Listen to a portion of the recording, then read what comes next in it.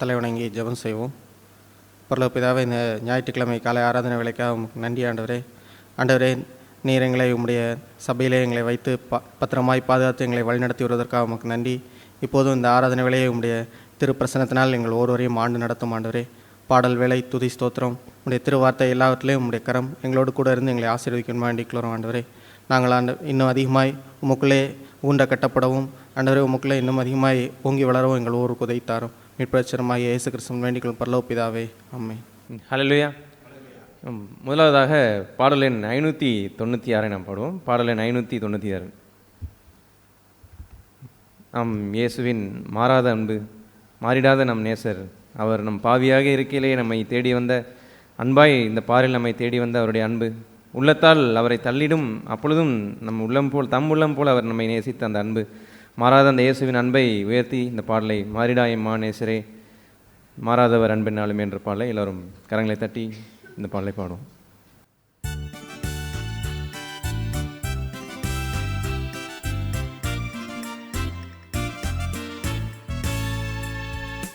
மாறிடாயம்மா நேசரே மாறாதவர் அன்பென்னாலுமே, கல்வாரி சிலுவை மீதிலே காணுதே இம்மா அன்பிதே, இயேசுவின் மகா அன்பிதே, அதின் ஆழம் அறியலாகுமோ, இதற்கிணை ஏதும் வேறில்லையே, இணையேதும் வேறில்லையே. பாவியாக இருக்கையிலே அன்பாய் பாரில் உன்னை தேடி வந்தாரே, நீசன் என்றுன்னை தள்ளாமலே நேசனாக மாற்றிடவே, இயேசுவின் மகா அன்பிதே, அதின் ஆழம் அறியலாகுமோ, இதற்கிணை ஏதும் வேறில்லையே, இணையேதும் வேறில்லையே.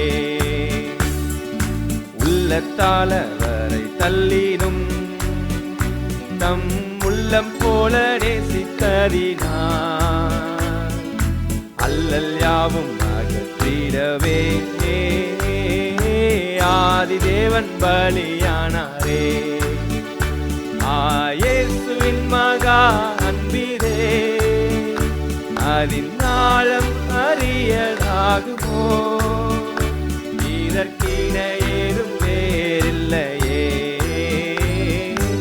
இணையேதும் வேறில்லையே. ஆவியாளன் பகர்ந்திட தூய தேவனின் பின் சாயல் அணிய,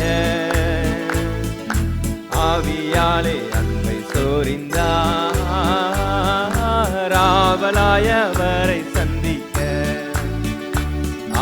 இயேசுவின் மகா அன்பிதே, அதின் ஆழம் அறியலாகுமோ, இதற்கிணை ஏதும் வேறில்லையே, இணையேதும் வேறில்லையே. நியாய வீதி தினமதிலே நீயும் நீலையாகும் தைரியம் பெறவே, பூரணமாய் அன்பு பெருக புண்ணியரின் அன்பு வல்லதே,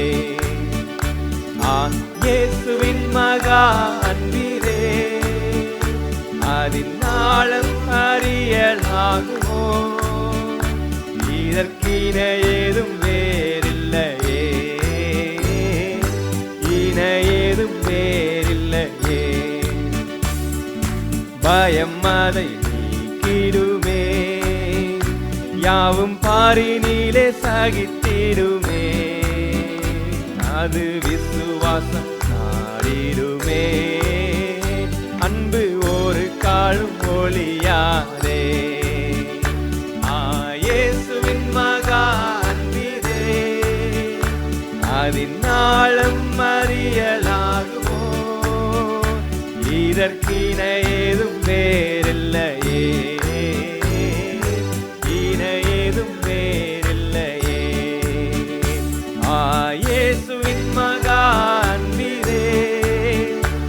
அதின் நாளம் அறியலாகுமோ? இதற்கின ஏதும் வேறில்லையே, இன ஏதும் வேறில்லையே. ஹல்லேலூயா. நம்ம அடுத்ததாக 599வது பாடலை நாம் பாடுவோம். பாடல் எண் 599. அவரை நம் பாவத்தை நீக்கிய, நம்மை பாவங்களை கழுவி ஒரு புது வாழ்க்கையை அளித்து இந்த பூமியிலும் தைரியமாய் நாம் நடக்கும்படியாக நம் ஆண்டவரின் நாமத்தை விசுவாசித்த நமக்கு இந்த விசேஷித்தமான ஒரு வாழ்க்கை ஆண்டவர் அருளின அந்த நாமத்தை தேனினிமையிலும் இயேசுவின் நாமம் திவ்ய மதுரமாமே என்ற பாடலை எல்லாரும் கரங்களை தட்டி ஆண்டவரை மகிமைப்படுத்தி இந்த பாடலை பாடும்.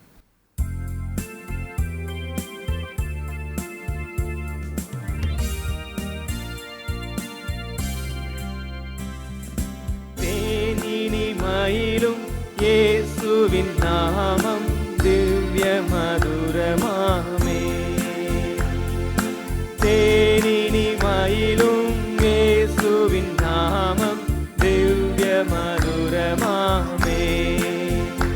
அதை தேடியே நாடி ஓடியே வருவாய் தினமும் நீ மனமே.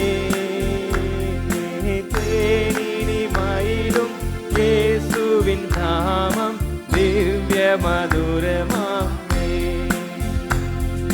காசினிதனிலே நேசமனாக கஷ்டத்தை உத்தரித்தே. காசினிதனிலே நேசமனாக கஷ்டத்தை உத்தரித்தே. பாவ கசடரை அறுத்து சாபத்தை தொலைத்தார் கண்டுணர் நீ மனமே. தேனினிமையிலும் இயேசுவின் நாமம் திவ்ய மதுரமாமே. பாவியை மீட்க தாவியே உயிரை தாமே ஈந்தவரா. பாவியை மீட்க தாவியே உயிரை தாமே ஈந்தவரா. இன்னும் நேமியம் கருணை நிலை வரம் உண்டு நிதம் துதியன் மனமே. தேனினிமையிலும் இயேசுவின் நாமம் திவ்ய மதுரமாமே. காலையில் பனி போல் மாயமாய் நீங்கிவிடும். காலையில் பனி போல் மாயமாய் உலகம் உபாயமாய் நீங்கிவிடும். என்றும் கர்த்தரின் பாதம் நிச்சயம் நம்பு கருத்தாய் நீ மனமே. தேனினிமையிலும் இயேசுவின் நாமம் திவ்ய மதுரமாமே. துன்பத்தில் இன்பம் கொல்லையில் நல்ல துணைவராம் நேசரிடம். துன்பத்தில் இன்பம் கொல்லையில் நல்ல துணைவராம் நேசரிடம். நீயும் அன்பதாய் சேர்ந்தால் அனைத்துன்னை காப்பார் ஆசை கொள் நீ மனமே. தேனினிமையிலும் இயேசுவின் நாமம் திவ்ய மதுரமாமே. பூலோகத்தாரும் மேலோகத்தாரும் புகழ்ந்து போற்றும் நாமம். பூலோகத்தாரும் மேலோகத்தாரும் புகழ்ந்து போற்றும் நாமம். அதை பிடித்து கொண்டால்தான் பேரின்ப வாழ்வை பெறுவாய் நீ மனமே. தேனினிமையிலும் இயேசுவின் நாமம் திவ்ய மதுரமாமே. அதை தேடியே நாடி ஓடியே வருவாய் தினமும் நீ மனமே. தேனினிமையிலும்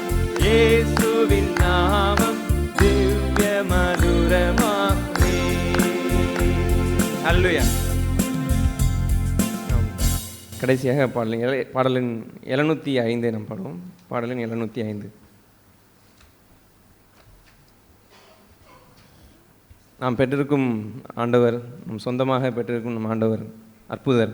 அவர் நம்மோடு இருக்க எத்தனை துன்பங்கள் எத்தனை கஷ்டங்கள் வந்தாலும் எல்லா சூழ்நிலையிலும் கூட இருந்து நம் அற்புதத்தை காணும்படியாக நமக்கு ஒரு பாக்கியத்தை ஆண்டவர் தந்திருக்கார். அப்படிப்பட்ட அற்புதரை உயர்த்தி இந்த பாடலை அற்புதர் இயேசு அற்புதர், அண்டினோர் வாழ்வை இன்பமாய் மாற்றும் இயேசு அற்புதர் என்ற பாடலை எல்லோரும் கரங்களை தட்டி இந்த பாடலை பாடுவோம்.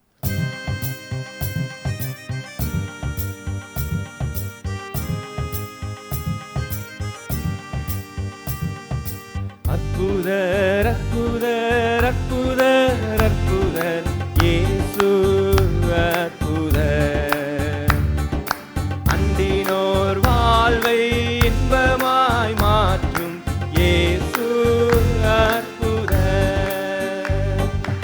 அற்புதர் அற்புதர் அற்புதர் அற்புதர் இயேசு அற்புதர், அண்டினோர் வாழ்வை இன்பமாய் மாற்றும் இயேசு அற்புதர்.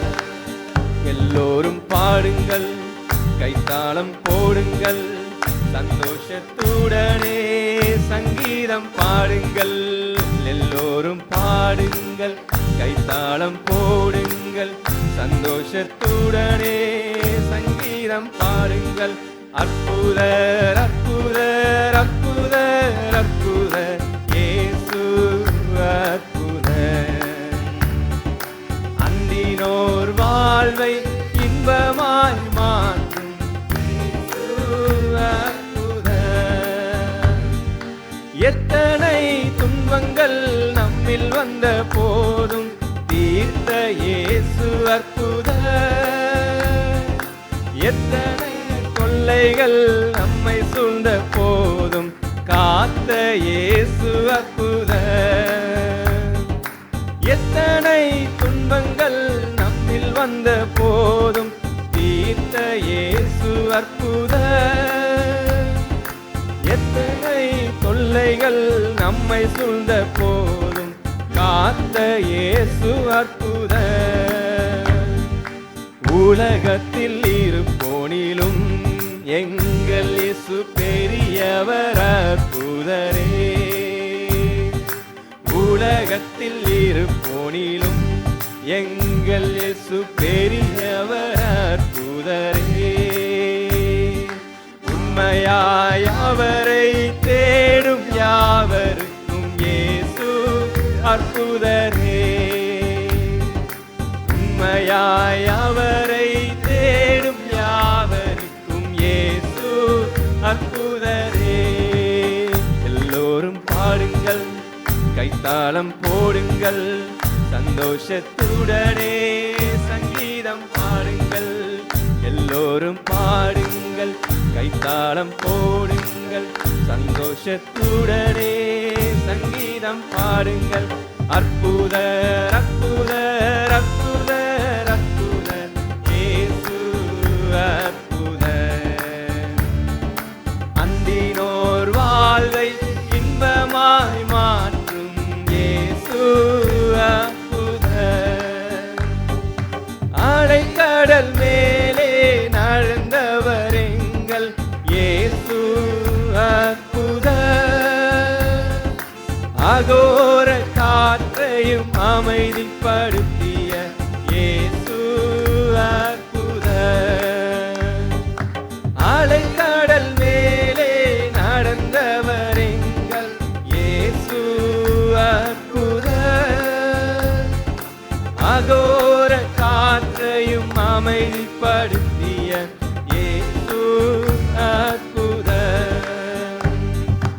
அறைந்தன சிலுவையிலே ஆண்டவர் மரித்தார் நாளினிலே.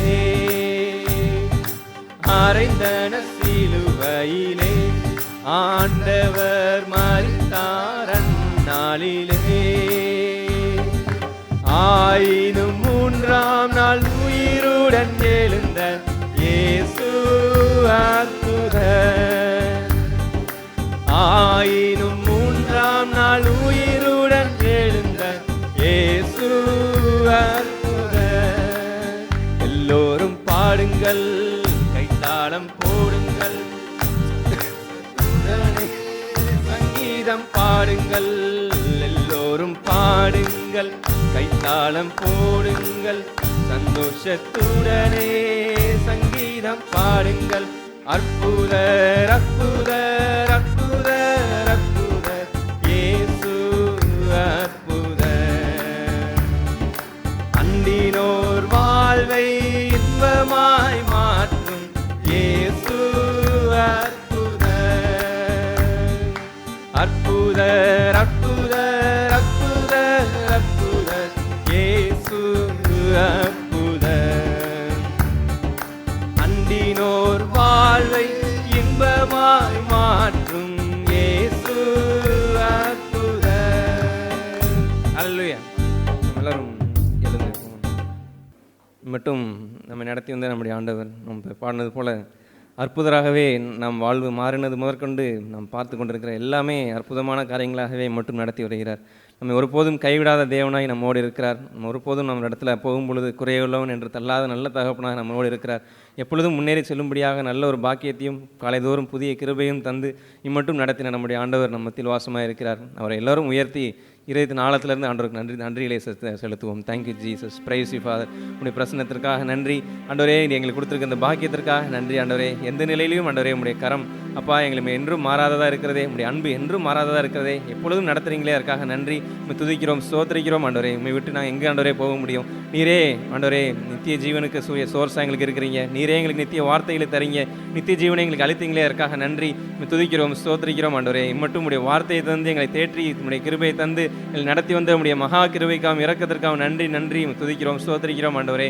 உடைய இரக்கம் இல்லை என்றால் எங்கே ஆண்டவரே போயிருப்போம்? நீர் உடைய இரக்கத்தை தந்து அப்பா புதிய தொடக்கத்தை ஒவ்வொரு நாளும் எங்களுக்கு தரீங்களே அதற்காக நன்றி நன்றி. துதிக்கிறோம், ஸ்தோத்திரிக்கிறோம் ஆண்டவரே. இந்த சந்தோஷமான ஒரு வாழ்க்கையை எங்களுக்கு அளித்திருக்கிறீங்களே அதற்காக நன்றி நன்றி ஆண்டவரே. ஆண்டவரே நாங்கள் வழி விலகும் பொழுது உடைய அன்பினால் எங்களை சிச்சித்து அப்பா சீர்படுத்தி செவ்வைப்படுத்தி ஆண்டவரே நல்ல நீதியின் பாதையில் எங்கள் நிறுத்துறீங்களே அதற்காக நன்றி. துதிக்கிறோம், ஸ்தோத்திரிக்கிறோம். Thank you Jesus. உடைய சித்தம் செய்வதே உணவாய் கொள்ளும்படியான ஒரு பாக்கியத்தை எங்களுக்கு தந்திருக்கிறீங்களே அதற்காக நன்றி நன்றி நன்றி ஆண்டவரே. Thank you Jesus, price you father for your goodness Lord. Thank you Lord Jesus. எனக்காக யாவையும் செய்பவரே, செய்து முடிப்பவரே, எனக்காக யாவையும் செய்பவரே, செய்து முடிப்பவரே, என் பாரங்கள் என் சுமைகள், என் பாரங்கள் என் சுமைகள் பாதத்தில் இறக்கி வைத்தேன், பாதத்தில் இறக்கி வைத்தேன். ஏசையா உம்மைத்தானே கண்முன்னே நிறுத்தியுள்ளேன். ஏசையா உம்மைத்தானே கண்முன்னே நிறுத்தியுள்ளேன். உம்மோடு இருப்பதுதான் என் உள்ளத்தின் வாஞ்சையா, சித்தம் செய்வதுதான் என் இதயத்தின் ஏக்கமையா. நம்ம எல்லாரும் சுருக்கமாக ஆண்டவருக்கு நன்றிகளையும் துதிகளையும் ஏறெடுப்போம். ஏசாயா 1வது அதிகாரம் 2வது வசனம் 3வது வசனம். ஏசாயா 1வது அதிகாரம் 2வது வசனம் 3வது வசனங்கள். வானங்களே கேளுங்கள், பூமியே செவி கொடு, கர்த்தர் பேசுகிறார். நான் பிள்ளைகளை வளர்த்து ஆதரித்தேன், அவர்களோ எனக்கு விரோதமாய் கலகம் பண்ணினார்கள். மாடு தன் எஜமானனையும் கழுதை தன் ஆண்டவனின் முன்னணையையும் அறியும். இஸ்ரவேலோ அறிவில்லாமலும் என் ஜனம் உணர்வில்லாமலும் இருக்கிறது என்கிறார். இங்கே இஸ்ரவேல் மக்களுடைய ஆண்டவர் தன் சொந்த ஜனமாய் தெரிந்தெடுத்த அந்த இஸ்ரவேல் மக்களுடைய நிலையை இந்த வசனங்களிலே ஆண்டவர் தன்னுடைய மனபாரத்தை அவர் வெளிப்படுத்துகிறார். அவர் தான் வளர்த்து பிள்ளைகளைப் போல வளர்த்து ஆதரித்த அந்த ஜனங்கள் தனக்கு விரோதமாக அவர்கள் கலகம் பண்ணுவதை குறித்து வேதனையோடு சொல்லுகிற அந்த பகுதியை நாம் இதில் பார்க்க முடியும். அதில் 3வது வசனத்திலே ஆண்டவர் சொல்லும்போது, மாடு தன் எஜமானனையும் கழுதை தன் ஆண்டவனின் முன்னணையையும் அறியும். ஆனால் இந்த இஸ்ரவேல் மக்களோ தன்னுடைய சொந்த ஜனங்களோ அவர்கள் அறிவில்லாமல் தன்னுடைய எஜமானனை அவர்கள் அறியாதவர்களாய் தன்னுடைய ஆண்டவரை விட்டுவிட்டவர்களாக அவர்கள் தேவனை விட்டு வழிவிலகி சென்று விட்டார்கள் என்று ஆண்டவர் தன்னுடைய பாரத்தை இங்கே அவர் அறிவிக்கிறார். இதை நம்முடைய வாழ்க்கையிலே நாமும் நம்முடைய ஆண்டவரை எஜமானனாய் கொண்டிருக்கிற அந்த பங்கை விட்டுவிட்டு அவரை நம் சொந்த ஆண்டவராய் நம்மை வழி நடத்துகிறவராய் அவருடைய வழியிலே செல்ல வேண்டும் என்ற அந்த பகுதியை விட்டுவிட்டு நாம் தூரம் சென்று நம்முடைய சொந்த வழியிலே நாம் ஆண்டவருக்கு பிரியமில்லாமல் அவர் சொன்னதற்கு மாறாக நாம் காரியங்களை செய்யும்போது நம்மை குறித்தும் ஆண்டவர் இப்படிப்பட்ட ஒரு வருத்தம் கொள்ளுகிற ஒரு இடத்துக்கு நேராக நாம் சென்று விடுகிறவர்களாக மாறிவிட முடியும். எனவே அப்படிப்பட்ட ஒரு பகுதி இல்லாமல் நாம் வாழ வேண்டும்படியாகவே தேவன் நம்மை இந்த வசனங்கள் மூலமாக அவருடைய அன்பை விளங்க செய்து அவருடைய வழியிலே நடக்கும்படியாக தேவன் நம்மை அழைக்கிறார். நாம் வேத புத்தகத்திலே இந்த எண்ணாகமம் என்ற புத்தகத்திலே பிலேயாம் என்ற ஒரு தீர்க்கதரிசியினுடைய வாழ்க்கையை பார்க்க முடியும். எண்ணாகமம் 22வது அதிகாரத்திலே அந்த பிலேயாம் என்ற ஒரு தீர்க்கதரிசியினுடைய வாழ்க்கையை குறித்து சொல்லப்பட்டிருக்கிறது. அந்த பிலேயாம் என்பவர் அவர் ஒரு நல்ல ஒரு ஆரம்பத்திலே ஒரு நல்ல தீர்க்கதரிசியாக இருந்தவர். அவர் தேவனுடைய வார்த்தையை சொல்லுகிற அந்த மனிதனை குறித்து 6வது வசனத்திலே எண்ணாகமம் 22:6 நீர் ஆசீர்வதிக்கிறவன் ஆசீர்வதிக்கப்பட்டவன், நீர் சபிக்கிறவன் சபிக்கப்பட்டவன் என்று அறிவேன் என்று அவர் ஒரு தேவனோடு நல்ல ஒரு உறவிலே இருந்து நல்ல ஒரு தேவனுடைய தீர்க்கதரிசியாக வாழ்ந்த மனிதன். ஆனால் அந்த மனிதனுடைய வாழ்க்கையிலே இடையிலே ஒரு சோதனை ஏற்பட்டு ஒரு காரியம் நடக்கும்போது அவர் அந்த தேவனுடைய வழியை விட்டு வழி விலகி செல்லுகிறதையே இந்த அதிகாரத்திலே பார்க்க முடியும். அவர் ஆரம்பத்திலே முழுவதுமாய் தேவனையே விசுவாசித்து தேவனுக்குள்ளே பிழைத்து வாழ்ந்த அந்த மனிதன் அந்த வசனங்களிலே நாம் பார்க்கும்போது அந்த நாட்களிலே இஸ்ரவேலர்களுக்கு எதிராளிகளாக இருந்த மக்கள் எப்படியாவது இஸ்ரவேலர்களை வீழ்த்த வேண்டும் என்று ஒரு தந்திரத்தை செய்து அதற்காக இந்த நீர் ஆசீர்வதிக்கிறவன் ஆசீர்வதிக்கப்பட்டவன், நீர் சபிக்கிறவன் சபிக்கப்பட்டவன் என்று இந்த தீர்க்கதரிசியினுடைய அந்த காரியத்தை பயன்படுத்தி அதன் மூலமாய் இந்த மனிதனை எப்படியாவது தங்களுடைய வழிக்கு இழுத்து அவன் மூலமாய் இந்த இஸ்ரவேல் மக்களை சபித்துவிட செய்துவிடலாம் என்று அந்த இஸ்ரவேலினுடைய எதிரிகளாகிய அந்த மோவாபியர்கள் அந்த மீதியானியர்கள் என்பவர்கள் எல்லாம் சில சூழ்ச்சி செய்து இந்த கர்த்தருடைய அந்த தீர்க்கதரிசியாகிய அந்த பீலேயாமிடத்திலே அவர்களை நாடி வந்து தங்களுடைய விருப்பத்தை அவர்கள் அறிவிக்க வருவார்கள். முதலாவது இப்படிப்பட்ட ஒரு காரியத்தை அறிந்தவுடன் அவர் அந்த பீலேயாம் நான் தேவனுடைய சத்தத்தை கேட்டு தேவன் எனக்கு என்ன சொல்லுகிறாரோ அதையே நான் செய்வேன் என்று அந்த மக்களிடத்திலே தெளிவாய் சொல்லிவிடுவார். அவர் சொல்லிவிட்டு பின்பு தேவனிடத்திலே அவர் கேட்டு தேவன் அவரிடத்திலே இப்படிப்பட்ட காரியத்திற்கெல்லாம் நீ உடன்படக்கூடாது என்று சொல்லிவிடுவார். உடனே அவர் அதை அந்த மீதியானிடத்திலேயோ அந்த இஸ்ரேலுடைய அந்த எதிரியான மக்களிடத்திலே நான் தேவனுடைய வார்த்தைக்கு முரணாக நான் எதையும் செய்ய முடியாது என்று அவர் தெளிவாக சொல்லிவிடுவார். ஆனால் அவர் அப்படி சொன்னதற்கு பின்பாக நாம் அந்த 15வது வசனத்திலே படிக்கும்போது அந்த எதிர் நாட்டினுடைய அரசன் பாலாக் அவர் மறுபடியும் அவர்களிலும் அதிகமான கனவான்களான அதிக பிரபுக்களை அந்த பிலேயாமிடத்திலே அனுப்பி அதற்கு பின்பாக அதிகமான செல்வங்களையும் அதிகமான பணங்களையும் அவனிடத்திலே கொடுப்பது போல ஒரு ஆசையை காட்டி இப்போது நீர் இந்த மக்களை சபிக்க வேண்டும் என்று மீண்டுமாக அப்படி அந்த பீலேயாமிடத்திலே கேட்பார்கள். இப்போது அந்த பீலேயாமிடத்திலே அவருடைய ஆரம்பத்திலேயே தேவன் தெளிவாக சொல்லிவிட்டார், இவர்கள் என்னுடைய மக்கள், இவர்களை ஆசீர்வதிப்பதற்காகவே செய்கிற காரியமே அல்லாமல் ஒருபோதும் சபிக்க விடக்கூடாது என்பதை தெளிவாக தேவன் சொல்லிவிட்டார். ஆனால் இந்த பிலேயாம் அந்த தேவனுடைய வார்த்தையை உறுதியாய் அதில் நின்று நான் தேவனுக்காக உறுதியாக நிற்க வேண்டும் என்று இல்லாமல் இப்போது தனக்கென்று சில மனிதர்களுடைய காரியங்களை பார்க்கும்போதோ, சில கனத்தை பார்க்கும்போதோ, சில செல்வங்களை பார்க்கும்போதோ, தனக்கென்று ஒரு லாபம் தன் கண்ணுக்கு முன்பாக வந்துவிட்டது என்று நிற்கும்போதோ அவன் அந்த இடத்திலே அவன் என்ன சொல்கிறான் என்றால் 18வது வசனத்திலே,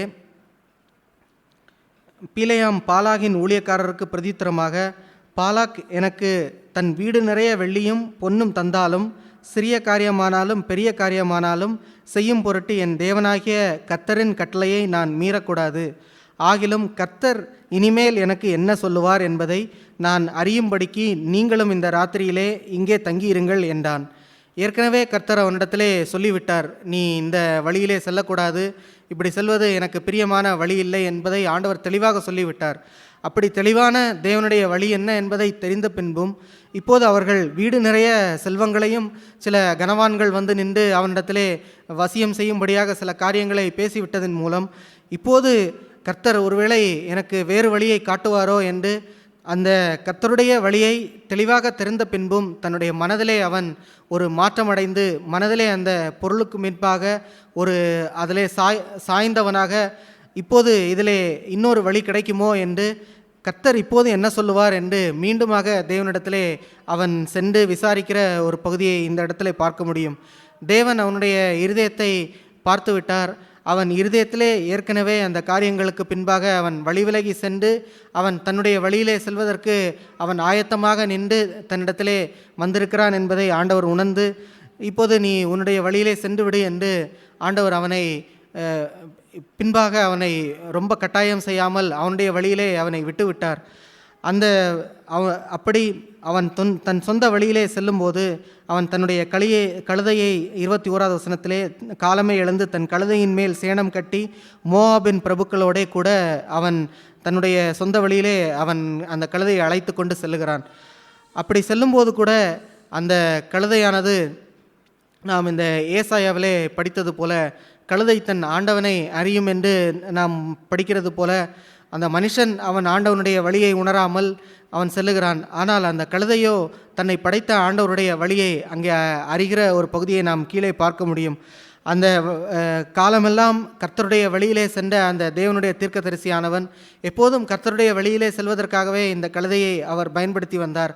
ஆனால் இப்போது கர்த்தருடைய வழியை விட்டு மாறி தன்னுடைய சொந்த வழியிலே செல்வதற்கு இந்த கழுதையை பயன்படுத்தும் போது அந்த தேவனுடைய கர்த்தருடைய ஆண்டவரை அறிந்த அந்த கழுதையானது இங்கே நாம் கீழே பார்க்கும்போது கர்த்தருடைய தூதனானவர் 23வது வசனத்திலே உருவின பட்டயத்தோடு தம்முடைய கையிலே அதை பிடித்து கொண்டு வழியிலே நிற்கிறதை அந்த கழுதை கண்டு வழியை விட்டு வயலில் விலகி போயிற்று.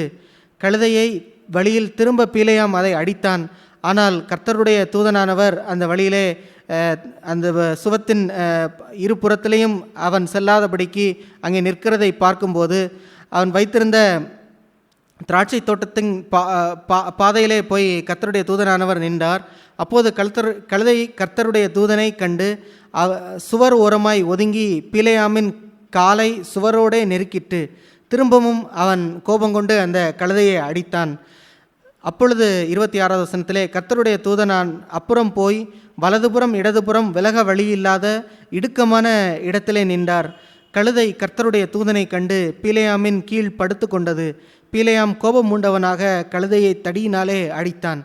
இப்படி நாமும் நம்முடைய வாழ்க்கையிலே தேவனுடைய வழியை விட்டு நாம் விலகி செல்லும்போது தேவன் ஏதோ காரியங்கள் மூலமாக நம்மை உணர்வடைய செய்து மீண்டுமாக அவருடைய வழியிலே செல்லும்படியாக அவர் அழைக்கும்போது நாமும் கவனமுள்ளவர்களாக நாம் மனம் திரும்பி இந்த தேவனுடைய வழிக்கு நேராக நம்மை ஒப்புக் கொடுக்கும்படியாகவே தேவன் அப்படிப்பட்ட காரியங்களை நம்முடைய வாழ்க்கையிலே அவர் அனுமதிக்கிறார். ஆனால் இங்கே சோகமாக நடந்த காரியம் என்னவென்றால் பிலேயாம் இவ்வளவு கர்த்தர் அந்த காரியங்களை தன் சொந்த அந்த கழுதையின் மூலமாக அவர் உணர்த்தியும் அவன் ஒருபோதும் அந்த வழிக்கு இடம் கொடாமல் அவன் தன் வழியிலே சென்று விட்டான். நாம் புதிய ஏற்பாட்டிலே 2 பேதுருவிலே நாம் படிக்கும்போது அவனுடைய வழியை குறித்து அவன் இழிவான அந்த ஒரு ஆதாயத்தை அவன் இச்சித்து அந்த தேவனுடைய வழியை விட்டு விலகி அவன் ஒரு தவறான வழிக்கு நேராக சென்றான் என்று அந்த பிலேயாமின் வழியை குறித்து சொல்லப்பட்டிருக்கிறது.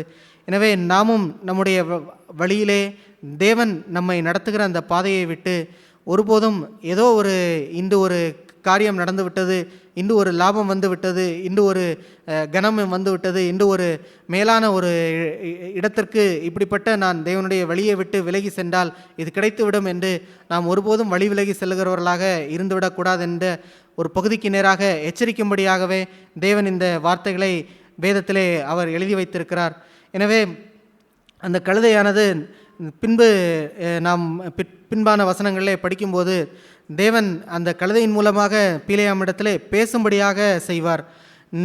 தேவன் நாம் 29வது வசனத்திலே, அப்பொழுது பிலேயாம் 28வது வசனத்திலே, உடனே கர்த்தர் கழுதையின் வாயை திறந்தார், அது பிலேயாமை பார்த்து, நீர் என்னை இப்பொழுது 3 தரம் அடிக்கும்படி நான் உமக்கு என்ன செய்தேன் என்று அந்த கழுதையின் மூலமாக பிலேயாமிடத்திலே இன்னும் தேவன் அவரை தன்னுடைய வழிக்கு கொண்டு வரும்படியாக தேவன் அன்பாக அந்த காரியங்கள் மூலமாக பேசுகிறார்.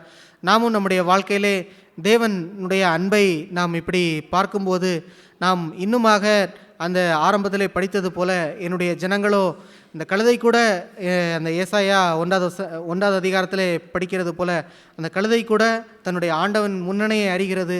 ஆனால் என் ஜனங்களோ அவர்கள் அறிவில்லாமல், என் ஜனங்களோ அவர்கள் என்னை குறித்த காரியம் என்று இல்லாமல் அவர்கள் வழிவிலகி சென்று விட்டார்களே என்று தேவன் நம்மை குறித்து வேதனை அடைகிற ஒரு இடமாக நம்முடைய வாழ்க்கை மாறிவிடக்கூடாது.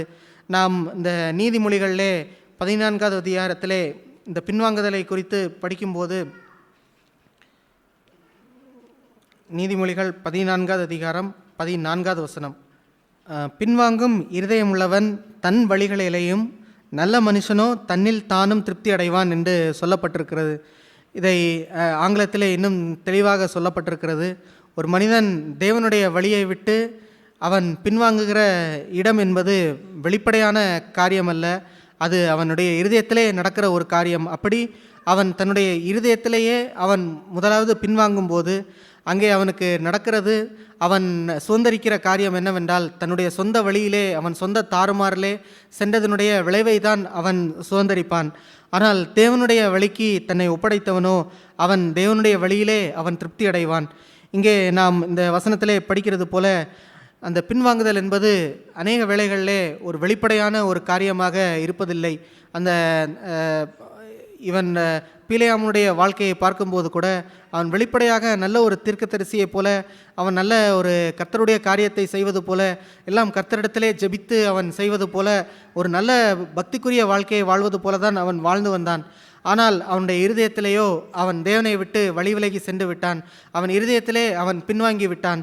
எனவே நாமும் இதுபோல நம்மை வஞ்சித்து தேவனுடைய வழியை விட்டு நம்முடைய இருதயத்திலேயே நாம் பின்வாங்கி விட்டு வெளியே நாம் நல்லவர்களாக நாம் நடித்து கொள்ள முடியும். வெளியே நாம் நல்ல ஒரு பக்தி உள்ளவர்களாக அநேக காரியங்களை அநேக ஊழியங்களை செய்வது போல, அல்லது இன்னும் அதிகமாய் சத்தமிட்டு அநேகருக்கு மனுஷருடைய அபிப்பிராயத்தை தேடுவது போல அநேக ஜபங்களை செய்வது போலவோ என்று மனிதருக்கு முன்பாக நாம் நல்ல ஒரு பக்தியுள்ள ஒரு வாழ்க்கையை வாழ முடியும். ஆனால் நம்முடைய இருதயத்திலேயோ ஒரு பின்வாங்கின ஒரு இருதயத்தை, ஒரு பின்வாங்கின ஒரு நிலையிலே நாம் வாழ்ந்து நம்மை நாமே ஏமாற்றிக் கொள்கிறவர்களாக மாறிவிட முடியும். அப்படிப்பட்ட பின்வாங்கி நம்முடைய சொந்த வழியிலே செல்லுகிற ஒரு வாழ்க்கையைத்தான் தேவன் இந்த ஏசாயா அந்த 1வது அதிகாரத்திலே நம்மை குறித்து அவர் அப்படிப்பட்ட மக்கள் அவர்கள் என்னுடைய இந்த கழுதை கூட தன்னுடைய எஜமானை குறித்து அது அறிவுள்ள ஒரு காரியத்தை அறிகிறது, எஜமானுடைய வழியை விட்டு இவன் விலகி செல்கிறான் என்பதை அது பார்த்து அதை உணர்கிற ஒரு இடத்திலே அந்த கழுதை இருக்கிறது. ஆனால் என் ஜனங்களோ அப்படிப்பட்ட ஒரு உணர்வு கூட இல்லாமல் அவர்கள் என்னை விட்டு தூரம் சென்று விட்டார்கள் என்று ஆண்டவர் இந்த இடத்திலே சொல்வது போல நம்முடைய வாழ்க்கை மாறிவிடக்கூடாது. இந்த பிலேயாம் அவன் இருதயத்திலே வழி விலகி அவன் ஒருபோதும் மனம் திரும்பாதவனாக அந்த வழி விலகின பகுதியிலே அவன் சென்று விட்டான். ஆனால் நாமோ அப்படிப்பட்டவர்களாக இல்லாமல் இந்த வழி விலகின ஒரு வாழ்க்கையிலே நாம் தொடர்ந்து ஜீவிக்கிறவர்களாக இல்லாமல் மனம் திரும்பி வாழும்படியாகவே தேவன் நம்மை அழைக்கிறார். இப்படிப்பட்ட இருதயத்திலே வழி விலகி வெளியிலே நல்ல ஒரு வேஷத்தை போட்டு நாம் வாழ்கிற வாழ்க்கை என்பது ஒருவேளை வெளியே பார்ப்பதற்கு நல்ல ஒரு வாழ்க்கை போல தோன்றலாம். ஆனால் அப்படிப்பட்ட ஒரு மனுஷனுடைய வாழ்க்கை எப்படி இருக்கும் என்று இந்த ஏசாயாவிலே சொல்லுகிறார் என்றால், இந்த வழி விலகி சென்ற அந்த இஸ்ரவேல் மக்களை குறித்து அவர் சொல்லும்போது ஏசாயா 1வது அதிகாரம் 6வது வசனம், அவர்கள் உள்ளங்கால் தொடங்கி உச்சந்தலை மட்டும் அதிலே சுகமே இல்லை. அது காயமும் வீக்கமும் நொதிக்கிற ரணமும் உள்ளதாய் இருக்கிறது. அது சீல் பிடித்து அந்த சீல் கட்டப்படாமலும் எண்ணெயினால் ஆற்றப்படாமலும் இருக்கிறது என்று ஆண்டவர் அந்த மக்களுடைய நிலையை சொல்லுகிறது போலவே நாமும் ஆண்டவருடைய வழியை விலகி அவரை எஜமானனாய் கொண்டு அவரை தம் சொந்த ஆண்டவராய் அவர் நம்முடைய வழியை நடத்துகிறவராய் இல்லாமல் நம் சொந்த வழியிலே செல்லும்போது நம்முடைய வாழ்க்கையிலையும் கொஞ்சம் கொஞ்சமாக அது உள்ளான ஒரு காயத்தையும் உள்ளான சீல் பிடித்து அது ஒருபோதும் ஆற்றப்படாமல் அது குணமாக்கப்படுவதற்கேற்ற ஒரு வைத்தியம் செய்யப்படாமல் இருக்கிற ஒரு உள்ளங்கால் தொடங்கி உச்சந்தலை மட்டும் அந்த புண் படகிறது போல நம்முடைய வாழ்க்கை மாறிவிடும். ஆனால் ஆண்டவர் 19வது வசனத்திலே அவர் சொல்லுகிறது என்னவென்றால், நீங்கள் மனம் திரும்பி செவி கொடுத்தால் தேசத்தின் நன்மையை புசிப்பீர்கள். அதற்கு முன்பாக உங்கள் பாவங்கள் சிவேரென்று இருந்தாலும் 18வது வசனத்திலே அது உறைந்த மலையைப் போல் வெண்மையாகும், அவைகள் இரத்தாம்பர சிவப்பாய் இருந்தாலும் பஞ்சை போல் ஆகும் என்று ஆண்டவர் ஒரு மனம் திரும்புதலுக்கு நேராக எப்படிப்பட்ட ஒரு மோசமான நிலையில் இருந்தாலும் நம்முடைய சொந்த வழியிலே ஆண்டவரை தள்ளிவிட்டு சென்று அவருக்கு ஒரு துக்கத்தை கொடுக்கிற ஒரு இடத்துல இருந்து முழுவதுமாய் சீல் பிடித்த ஒரு இடத்துல இருந்தாலும் அவர் மீண்டுமாய் நீங்கள் மீண்டும் மனம் திரும்பி என்னுடைய சத்தத்திற்கு செவி கொடுத்து என்னுடைய வழியிலே வந்தார். எவ்வளவு சிகப்பான அந்த சொந்த வழியின் மூலம் சென்ற காரியத்தின் மூலம் சிவேரென்று இருந்தாலும் அதை உறைந்த மலையைப் போல வெண்மையாய் மாறுகிற ஒரு பகுதிக்கு நேராக ஆண்டவர் மீண்டும் மாற்ற முடியும் என்று அப்படிப்பட்ட ஒரு மனம் திரும்புதலுக்கே தேவன் நம்மை அழைக்கிறார். எனவே நாம் ஒருவரும் இந்த பீலையாம் அவன் மீண்டும் அந்த தான் சென்ற வழியிலே இருந்து மனம் திரும்பி அந்த தேவனுடைய வழிக்கு நேராக அவன் ஒருபோதும் வராதவனாய் சென்று விட்டது போல நாமும் இல்லாமல் மனம் திரும்பி நம்முடைய நிலையை உணர்ந்து ஆண்டவரிடத்திலே வந்து அவர் தருகிற எப்படிப்பட்ட மோசமான நிலையையும் அவர் மாற்றி மீண்டும் அவர் தன்னுடைய சொந்த ஜனமாய் தன்னுடைய சொந்த வழியிலே நாம் மீண்டும் நடந்து அதை சுதந்திரிக்கிற ஒரு பகுதிக்கு நேராக மாற்ற வல்லவர். அப்படிப்பட்ட ஒரு மாற்றத்தை தேவன் அழைக்கும்போது நாம் காலம் இருக்கும்போதே தேவன் தருணங்களை தரும்போதே நாம் விரைவாக மனம் திரும்பி இப்படிப்பட்ட ஒரு வாழ்க்கையை சுதந்திரிக்கும்படியாக தேவன் நம் ஒவ்வொருவருக்கும் உதவி செய்வாராக. ஆமேன். தேவன் பேசின அவருடைய ஜீவனுடைய வார்த்தைக்காகவும் அவரின் எச்சரிப்பின் வார்த்தைக்காகவும் நான் நன்றி செலுத்துகிறேன். இந்த பிள்ளையம்முடைய லைஃப்பில் இந்த இப்போ நம்ம வாசித்த சம்பவங்கள்லாம் பார்க்கும் பொழுது கர்த்தர் அவரிடத்துல முன்னமே அந்த என்னாகமம் 22வது அதிகாரத்தில் 12வது வசனத்திலே அவர் சொன்னார். 22:12 நீ போக வேண்டாம்னு அங்கே சொல்லிட்டார். நீ அவர்களோட போக வேண்டாம், அந்த ஜனங்களை சபிக்கவும் வேண்டாம், அவர்கள் ஆசீர்வதிக்கப்பட்டவர்கள் என்றார் அப்படின்னு சொல்லி ஃபஸ்ட்டே சொல்லிட்டார். இப்போ 2வது முறை வரும்பொழுது அவர் வந்து அங்கே அந்த 18 அவர் 18 அந்த அவங்ககிட்ட கேட்பார், நீ தயவு கூர்ந்துன்னு கேட்பார், ப்ளீஸ் பண்ணி கேட்பார், நீங்கள் இதை கொஞ்சம் தங்குங்க, வேண்டான்னு இல்லைன்னு சொல்லுவார். ஆனால் மனதளவில் அவருக்கு வந்து அந்த இடத்துல ஒரு கிரிப் வந்துருச்சு, வர ஆரம்பிச்சிருச்சு. ஸோ அதனால் அவர் என்ன சொல்கிறாரு, கர்த்தர் இனிமேல் 19வது வசனத்தில் ஆகிலும் கர்த்தர் இனிமேல் எனக்கு என்ன சொல்லுவார் என்பதை நான் அறியும்படிக்கு நீங்களும் இந்த ராத்திரி இங்கே தங்கியிருங்கள் என்றான். அது இங்கிலீஷில் எப்படி இருக்குன்னா, தயவு கூர்ந்து கேட்பார், ப்ளீஸ் பண்ணி கேட்பார், நீங்கள் கொஞ்சம் இருங்க அப்படின்னு சொல்லி கேட்பார். அவர் ஆண்டவர் அங்கே பேஸ்ட் நோன்னு சொல்லிட்டாரு, போக வேண்டான்னு சொல்லிட்டாரு. அவர் இமீடியட்டாக அவங்கள்ட்ட வேண்டான்னு சொல்லியிருக்க தவிர்த்து லைட்டாக ஒரு ஸ்பேஸ் உள்ளே விடுறாரு. அப்போ இல்லைன்னு சொல்லலை, நான் வரேன்னு சொல்லலை, ஆண்டவர் என்ன சொல்கிறாருன்னு சொல்லி தன் இருதயத்தில் ஆல்ரெடி தீர்மானித்த ஒரு காரியத்தில் அவர் தேவசித்தத்திற்கு அகெயின்ஸ்டாக போகிறதுக்கு ஆல்ரெடி ஒரு டெசிஷன் வந்துருச்சு. ஸோ அந்த கிரிப்பை பிடிச்சிக்கிட்டு ஆண்டவரையும் விட முடியல. ஏன்னா ஆண்டவர் மட்டும் நடத்தின ஆண்டவர், அவரை கூடவே இருந்து நல்ல ஒரு தீர்க்கதரிசியாக வச்சுருந்த ஆண்டவரையும் அவரை விட முடியல. அப்போ ரெண்டுத்துக்கும் இடையில இருக்கும்போது இங்கே கிரிப்பு அதிகமாகிடுச்சு. அதனால் இமீடியட் ஃபஸ்ட்டு என்ன சொல்கிறாரு, நீங்கள் கொஞ்சம் தங்கிருங்க, நான் பார்த்து சொல்கிறேன் அப்படின்ற போல் சொல்கிறாரு. அதுக்கப்புறம் அப்போ ஆண்டவர் வந்து ஃபஸ்ட்டு போவாண்டான்னு சொல்லிட்டாரு. அதுக்கப்புறம் அடுத்து இந்த காரியங்கள்லாம் பார்க்கும்போது அவ்வளோ தடவை அவரை வந்து ஆண்டவர் தடுக்கிறார். ஒரு 3 தடவை வந்து அந்த கழுதை அந்த ஏஞ்சலை பார்க்குது, அந்த தூதனை பார்த்து தடுக்கப்படுறாரு. அப்படி இருந்தும் அவர் வந்து அவ்வளவு தன் சுயசித்தம் செய்வதில் தன் விருப்பம் அது கர்த்தருக்கு பிரியமில்லாத சித்தமாக காரியமாக இருந்தாலும் சரி, அதை நான் செஞ்சே தீர்வேன்றதில் ஒரு முடிவில் இருந்ததுனால அவ்வளோ வார்னிங்கையும் அவர் பார்க்க முடியல. அப்புறம் கடைசியில் அந்த கழுதையவே வாயை திறந்து பேசும்படியாய் கர்த்தர் அங்கே ஒரு காரியத்தை அனுமதிக்கிறார். அதுக்கப்புறம் அந்த தூதனையும் பார்க்கும்படியாகவும் அந்த கர்த்தர் அவர் பிள்ளையமுடைய கண்களை திறப்பார், தூதனையும் பார்த்துருவார். அப்படி ஒரு காரியத்தில் அவ்வளோ வான் பண்ணியும் அப்போ இந்த காரியத்தில் நம்ம பார்க்கும்போது நான் நீதிமொழிகளில் நம்ம ஆல்ரெடி நம்ம சபையில் தியானித்த சில காரியங்களில் ஒரு dishonest scale is an abomination to the Lord அப்படின்னு சொல்கிற ஒரு காரியம். நாம் இருதயத்தில் ஒன்று வச்சுருப்போம், ஆனால் வெளிப்பிரகாரமாக வேறு மாதிரி நடந்துக்குவோம். நான் இருதயத்தில் ஒன்று இருக்கும், ஆனால் வெளிப்பிரகாரமாக ஒருத்தவங்க கிட்ட வேறு மாதிரி டீல் பண்ணுவோம். கசப்பு இருக்கும், அன்பு இருக்கிறது போல் பேசுவோம். அப்போ ஒரு காரியம் நான் தப்பு செய்யணும்னு முடிவு பண்ணிவிட்டு இதெல்லாம் கர்த்தர் ஒன்றும் சொல்ல மாட்டார் அப்படின்னு சொல்லி நானே மனசில் ஒரு காரியத்தை செஞ்சுட்டு கர்த்தர் இல்லாத ஆண்டவர் பிரியமில்லாத காரியங்களை செய்ய முடியும். இப்படிப்பட்ட ஒரு காரியங்கள் கள்ளத்தராசு, அதாவது நீதிமொழிகள் 11 கள்ளத்தராசு கர்த்தருக்கு அருவருப்பானது. அப்படிப்பட்ட ஒரு கள்ளத்தராசு உடையவனாக நான் இருக்கிறேனான்றதை சோதித்து பார்க்கும்படியாக தான் ஆண்டவர் இந்த வார்த்தையை எனக்கு எச்சரிப்பாக கொடுத்து நான் உணர்கிறேன். அதே மாதிரி ஆண்டவர் ஒரு சம்பவம், அதுவும் நம்ம சபையில் தியானித்த ஒரு காரியம்தான். அதாவது ஆண்டவர் ஒரு அத்திமரத்தை போகிற வழியில் பார்க்கும் பொழுது பசியாக இருப்பார். அங்கே அந்த மரத்தில் நிறைய இலைகள் இருக்கிறத கண்டு அங்கே போய் அங்கே ஒரு கனி இருக்குமான்னு பார்க்க போவார். பார்த்தா உள்ள ஒரு கனி இருக்காது. அப்போ ஆண்டவர் அதை சபிச்சிருவார். சபிச்சுட்டு போயிட்டு வரும்போது பார்க்கும்போது ஃபுல்லாக பட்டு போயிருக்கும். அப்போ அந்த ஒரு காரியத்தை தியானிக்கும் பொழுதும் என்னிடத்துல எவ்வளவு இலைகள் இருந்தாலும் நான் எவ்வளவு ஊழியம் செய்கிறது போல என் வெளியே கிறிஸ்தவத்தின் படி நான் அவ்வளவு ஊழியம் செய்யலாம், கர்த்தருக்கு நான் அது செய்கிறேன் இது செய்கிறேன்னு சொல்லலாம், நான் வெளிப்பிரகாரமாக நல்ல பேர் எடுத்துக்கலாம், வெளிப்பிரகாரமாக நான் நல்லா பேசிக்கலாம்.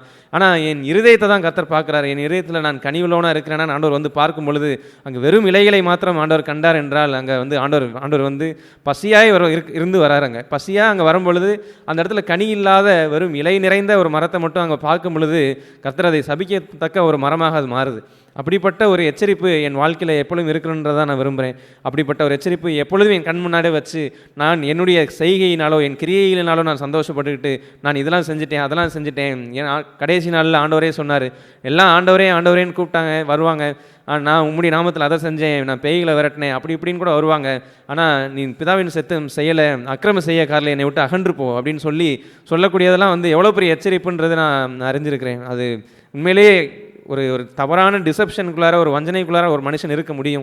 எல்லா காரியங்களும் நான் செஞ்சுட்டு இருக்கிறேன்றனால பரலோகத்துக்குள்ள என்ட்ராயிருவேன் கிடையாது. நான் தேவ சித்தம் செய்கிறேனா இல்லை பீலையாம் போல இந்த சூழ்நிலையில் இந்த சம்பவத்தில் நம்ம படித்தது போல் நான் தேவ சித்தம் என்னென்னு அறிஞ்சிக்கிட்டு என்னுடைய சித்தம் என்னென்னு எனக்கு எது பிடிச்சிருக்கிறோ அதை மட்டும் பிடிச்சிக்கிட்டு நான் அதை ஒரு காரணமாக வச்சுக்கிட்டு நான் அந்த கிரிப்பில் ஆண்டவரையும் சொல்லிக்கிட்டு ஒரு கள்ளத்தராசுடையவனா நான் வாழ்கிறேனா அப்படின்ற ஒரு டிஸ்ஆனஸ்ட் ஸ்கேல்ஸோடு நான் வாழ்கிறேனா அப்படின்ற ஒரு எச்சரிப்பு என் வாழ்க்கையில் எப்பொழுதும் வைத்து தேவன் எனக்கென்று வச்சிருக்கிற அப்படி ஒருவேளை நான் விலகி இருந்தாலும் நம்ம கேட்டது போல ஆண்டவர் நம்மை மனம் திரும்புவதற்கு நேர்வாக தான் அழைக்கிறார். நம்ம ரத்தாம்பர சிவப்பை போல இருக்கிற அந்த காரியங்கள் எல்லாத்தையும் மாற்றி ஒரு வெண்பஞ்சை போல ஒரு நல்ல ஒரு புது இருதயமாகவும் நம் பாவங்கள் கழுவப்பட்டு புதிய தொடக்கத்தோடு கூட இன்றைக்கி ஆரம்பிக்கும்படியாக தான் ஆண்டவர் நம்ம அழைச்சிருக்கிறார். இப்படிப்பட்ட அழைப்பை உணர்ந்தவர்களாய் ஒருவேளை இந்த இடத்துல விலகி இருந்தோம்னா ஏதோ ஒரு காரியத்தில் நம் சுயசித்தத்தை பிடிச்சிக்கிட்டு தேவ சித்தத்தை ஒரு மேலோட்டமாக வச்சுக்கிட்டு ஆனால் அதுக்கு மேலே என் சுயசித்தத்திற்கு நேராகவே நான் பிரயாணப்பட்டு போய் அது நமக்கே தெரியும். நம்ம கர்த்தர் எத்தனையோ முறை வான் பண்ணுவார், இதை வேண்டான்றத பல சூழ்நிலைகள் மூலமாக நமக்கு உணர்த்துவார். அந்த உணர்த்துதல் எல்லாத்தையுமே நான் என் கடின நெஞ்சோடு அதை நான் மிதித்து நான் முன்னாடி போகும் பொழுது எல்லாமே நான் ஒரு அழிவுக்கு நேராக தான் செல்கிறேன் என்ற ஒரு எச்சரிப்பை நான் பெற்று எப்பொழுதும் தேவனுக்கு முன்பாக ஒரு உண்மையான ஒரு இருதயத்தோடும் கர்த்தர் இல்லைன்னு சொல்லிட்டாரா நோ அது கொஞ்சம் கூட இடம் கொடுக்கக்கூடாது. அங்கே வந்திருந்த அந்த பாலாக்கு அங்கேருந்து வந்திருந்த அவங்கள தயவாய் கேட்குறாரு, கொஞ்சம் தங்கிருங்க அப்படின்னு சொல்லி நான் ஆண்டவர் என்ன சொல்கிறாரு பார்த்து சொல்கிறேன் அப்படின்றது போல் அவர் சொல்கிறது கேட்கும் போது ரொம்ப ஸ்பிரிச்சுவலாக சொல்கிறது மாதிரி தான் இருக்குது. நீங்கள் கொஞ்சம் தங்கிருங்க, நான் ஆண்டவர் என்ன சொல்கிறாருன்னு ஒருவேளை மாறி கூட சொல்லலாம் அவர் அப்படின்னு ட்ரை பண்ணுறது போல் ஒரு சின்ன ஒரு கேப் உள்ளே விட்டார்.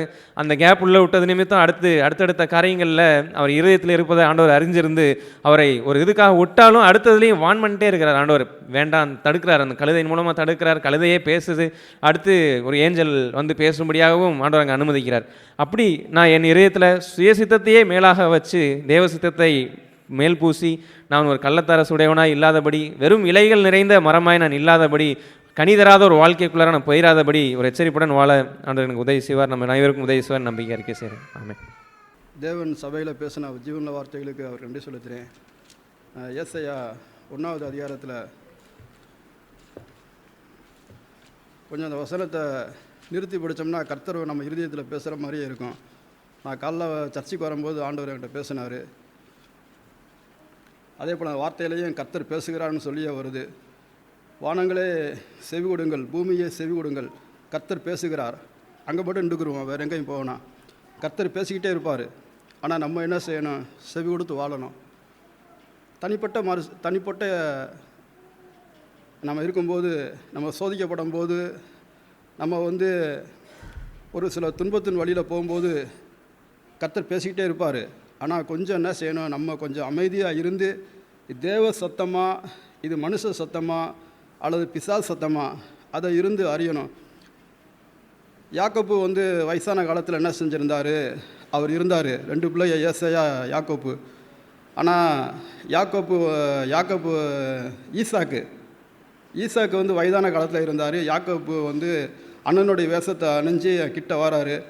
அப்போ சத்தம் வந்து ஏசையாவோட சத்தமாக இருக்குது அப்படின்னு சொல்லி அவங்க அப்பா சொல்கிறாரு. நீ கிட்ட வாப்பா, கிட்ட வா அப்படின்னு சொல்கிறாரு.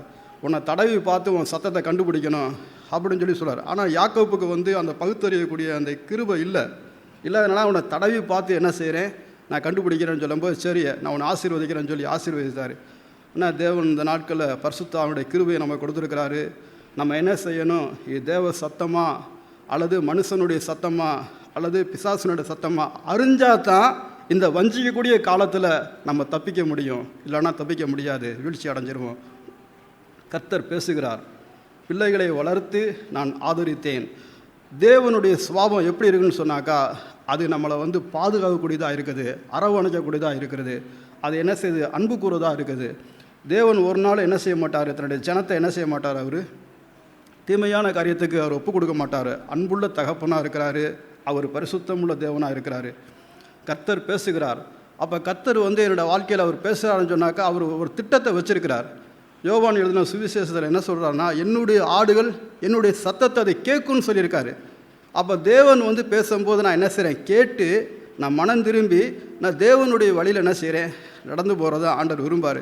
ஆனால் தேவனை நேசிக்கக்கூடிய அந்த நேசத்தில் இருந்து கொஞ்சம் அப்படியே மாற்றி தேவன் சொன்னது உண்டோ அப்படின்னு சொல்லி அதையே அப்படியே மாற்றி என்ன செய்கிறான் பிசாசு, அப்படியே என்ன செய்கிறான், வேறு வழியில் கொண்டு போகிறான். இது நல்லா தான் இருக்குது, இது பார்க்க நல்லா தான் இருக்குது, அப்படியே அதை மாற்றி அப்படியே என்ன செய்கிறான், வேறு பக்கம் திருப்புறான். அதான் சபையில் வந்து நம்ம அதிகமாக கேட்டிருக்கோம். 2 கொரிந்தியர் 3ஆவது அதிகாரத்தில் வந்து 2ஆவது வசனத்தை, கிறிஸ்துவனுடைய தியானத்திலிருந்து உங்கள் மனசு வந்து என்ன செய்யணுமோ கெடுக்கப்படுமோன்னு சொல்லி நான் என்ன செஞ்சேன், பயந்துருக்கிறேன்னு சொல்லி பவுல் சொல்கிறாரு. அப்போ நம்ம தேவனுக்காக நியமிக்கப்பட்ட நம்மளை வந்து கொஞ்சம் வந்து லேசாக கரையை உண்டாக்கி தீமையை உண்டாக்கி அந்த பிள்ளையாமண்டு வந்து இஸ்ரவேல் ஜனத்தில் போய் மனம் திரும்பாத காரியத்தில் இருக்கும்போது அங்கே சொன்ன, நீங்கள் பாவம் செஞ்சுக்கிட்டா கர்த்தர் அவங்ககிட்ட விலகி போயிடுவாங்க அப்படின்னு சொல்லி அந்த இதில் வரும். அப்போ நம்ம பாவம் செய்யும் போது தேவனை விட்டு விலகி போகிறோம். ஆனால் தேவன் வந்து நம்மளை விட்டு ஒரு நாள் என்ன செய்ய மாட்டார், விலகி போக மாட்டார். அவர் நம்மளை ஆதரித்தார், நம்மளை அவர் வளர்த்து நம்மளை பாதுகாக்கிறார். எப்போது தேவன் என்னோடு கூட தான் இருக்கிறார். அப்புறம் வந்து நான் வந்து இப்போ தீர்க்கதரிசி வந்து இஸ்ரவேல் ஜனத்தை வந்து அந்த பாலாக் ராஜா சொல்கிறாரு, நான் இஸ்ரவேல் ஜனத்தை வந்து சபிங்க அப்படின்னு சொல்லி சொல்கிறாரு. எந்த மனுஷன் வந்து நம்மளை சபிச்சாலே நம்மளை என்ன செய்ய முடியாது, ஒன்றும் செய்ய முடியாது. சபிச்சு அவங்க வந்து என்ன காரியம் சொல்லி சபிச்சான்னு அது வந்து ஆண்டவர் நமக்கு ஆசீர்வாதமாக மாற்றி கொடுத்துருவார். யாக்கோப்புக்கு விரோதமான என்ன கிடையாது, மந்திரம் கிடையாது. இஸ்ரவேலுக்கு விரோதமாக குறி சொல்ல முடியாது. இஸ்ரவேல் ஜனத்தை யாக்கோப்பு ஒரு தனிப்பட்ட ஒரு மனுஷனாக இருக்கிறான். அவன் இஸ்ரவேல் ஒரு கூட்டமாக இருக்கிறாரு. சிறுபூச்சியை நீ பயப்படாத, நான் உன்னோடு கூட இருக்கிறேன் அப்படின்னு சொல்லி ஆண்டவர் சொன்னார். இந்த பூமியில் எந்த ஒரு மனுஷன் நம்மளை ஏற்று வந்தாலும் சரி, மரணம் வந்தாலும் சரி, உயர்வு வந்தாலும் சரி, எந்த ஒரு இது வந்தாலும் சரி, கிறிஸ்துவின் அன்பில் நான் நிலைச்சி நிற்கிறேன், என்னை யார் என்ன செய்ய முடியாது, அசைக்க முடியாது அப்படின்னு சொல்லி பவுல் சொன்னது போல் தேவனுக்காக நான் ஒப்பு கொடுக்கப்பட்டவன். தண்ணீர் வெள்ளங்கள் வந்தாலும் இயேசுவினுடைய அன்பிலிருந்து என்னை பிரிக்க முடியாது. அப்படி தான் நம்முடைய அறிக்கை இருக்கும். கர்த்தர் பேசிக்கிட்டே இருக்கார். அவர் என்ன எதிர்பார்க்குறாரு, நான் பாவம் மட்டும் நான் செய்யக்கூடாது, நான் பாவம் மட்டும் செய்யக்கூடாது. அதான் ஆண்டவர் விரும்புகிறாரு. நான் தேவனோட வார்த்தைக்கு நான் கீழ்ப்படிஞ்சு நான் வாழும்போது, தேவனுடைய சித்தத்தை நான் செய்யும்போது என் வாழ்க்கையில் அவர் வச்சுருக்க எல்லா விதமான திட்டங்களும் அது நிறைவேறக்கூடியதாக இருக்கிறது. காலைல சர்ச்சைக்கு வரும்போது ஆண்டவர் என்கிட்ட பேசினார், என் வார்த்தைகள் என்ன செய்வது, மாறுவதே கிடையாது அப்படின்னு சொல்லி ஒரு வார்த்தை. காலைல 5 மணிக்கு அந்த வார்த்தை வந்து மனசில் வந்து அப்படியே பதிச்சுக்கிட்டே இருந்துச்சு. இது பைபிளில் எங்கே இருக்குன்னு சொல்லி நான் தேடி பார்த்துக்கிட்டே இருந்தேன். அது ஏசாயாவில் வந்து அந்த வசனம் இருக்குது. ஏசாயாவில் வந்து 49 வந்து 15 வசனம், ஸ்திரீயானவள் தன் கற்பத்தின் பிள்ளைகளை இறங்காமலும் தன் பாலகளை மறப்போலோ, அவர்கள் மறந்தாலும் நான் உன்னை மறப்பதில்லை. இதோ என் உள்ளங்கையில் உன்னை வரைந்திருக்கிறேன், உன் மதில் எப்போதும் என் கையில் இருக்கு. நம்ம ஆண்டவர் அந்த கையில் அப்படியே வச்சுருக்காரு. நம்ம பரிசுத்த ஆவியினால் நம்ம என்ன செஞ்சுருக்கோம், ஆண்டவருக்குள்ளே முத்திரை போடப்பட்டிருக்கோம். நம்ம ஆண்டவர் வந்து விலைக்கு வாங்கியிருக்கிறாரு. ஒரு நாள் ஆண்டவர் என்ன செய்ய மாட்டார், நம்ம கைவிடவே மாட்டார். அதனால தான் நான் காலைல வந்து இம்மானுவேலுன்ற அந்த பேரை வச்சு நான் ஜெபம் பண்ணேன். எப்போது என் கூட இருக்கீங்க ஆண்டவரே, எப்போது எந்த சூழ்நிலை நடந்து போனாலும் என்ன செய்யுங்க, நான் உன்னை விட்டு விலகுவதும் இல்லை, உன்னை கைவிட யதார்த்தமாக தான் அந்த வார்த்தையை நான் சொல்லி ஜெபம் பண்ணேன். இம்மானுவேல் எப்போது நம்மோடு கூட இருக்கிறார். கர்த்தர் நம்மோடு கூட பேசக்கூடிய தேவனாக இருக்கிறாரு. அவருடைய திட்டத்துக்கு, அவர் நோக்கத்துக்கு நம்மளை வழி நடத்துவார். தேவனுடைய வழியில் நம்ம போகும்போது நிச்சயம் அவருடைய அந்த திட்டத்தை சித்தத்தை அவர் செய்வார். ஆமேன். கர்த்தருடைய நாமத்துக்கு ஸ்தோத்திரம்.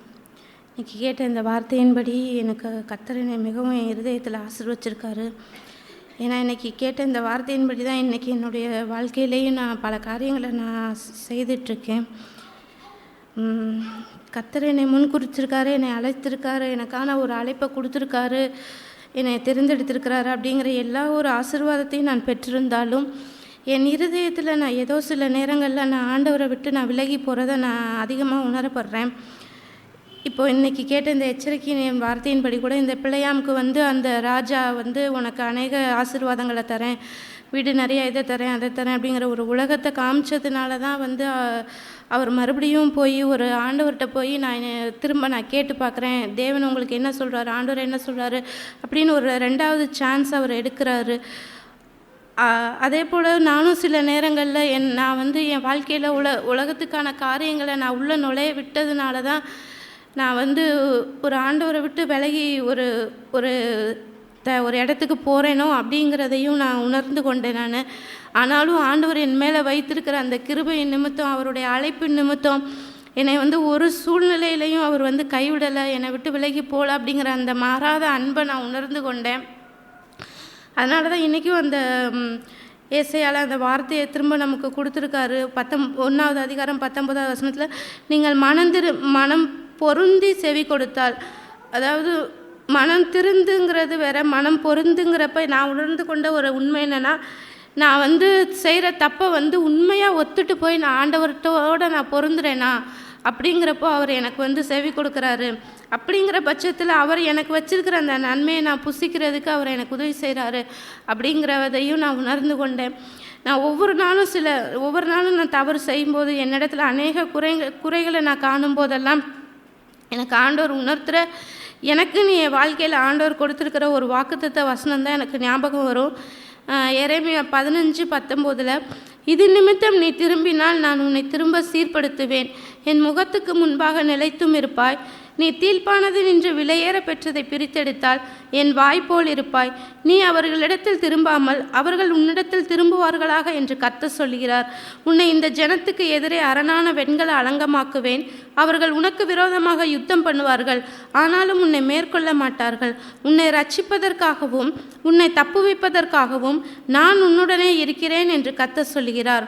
நான் உன்னை பொல்லாதவர்களின் கைக்கு தப்புவித்து உன்னை பலவந்தரின் கைக்கு நீங்களாக்கி விடுவிப்பேன் என்கிறார். இந்த 3 வசனம் வந்து எப்போதும் என் வாழ்க்கையில் நான் எந்தெந்த இடத்துல நான் தவறி விழுகிறேனோ அப்போல்லாம் எனக்கு ஆண்டவர் உணர்த்துவார்.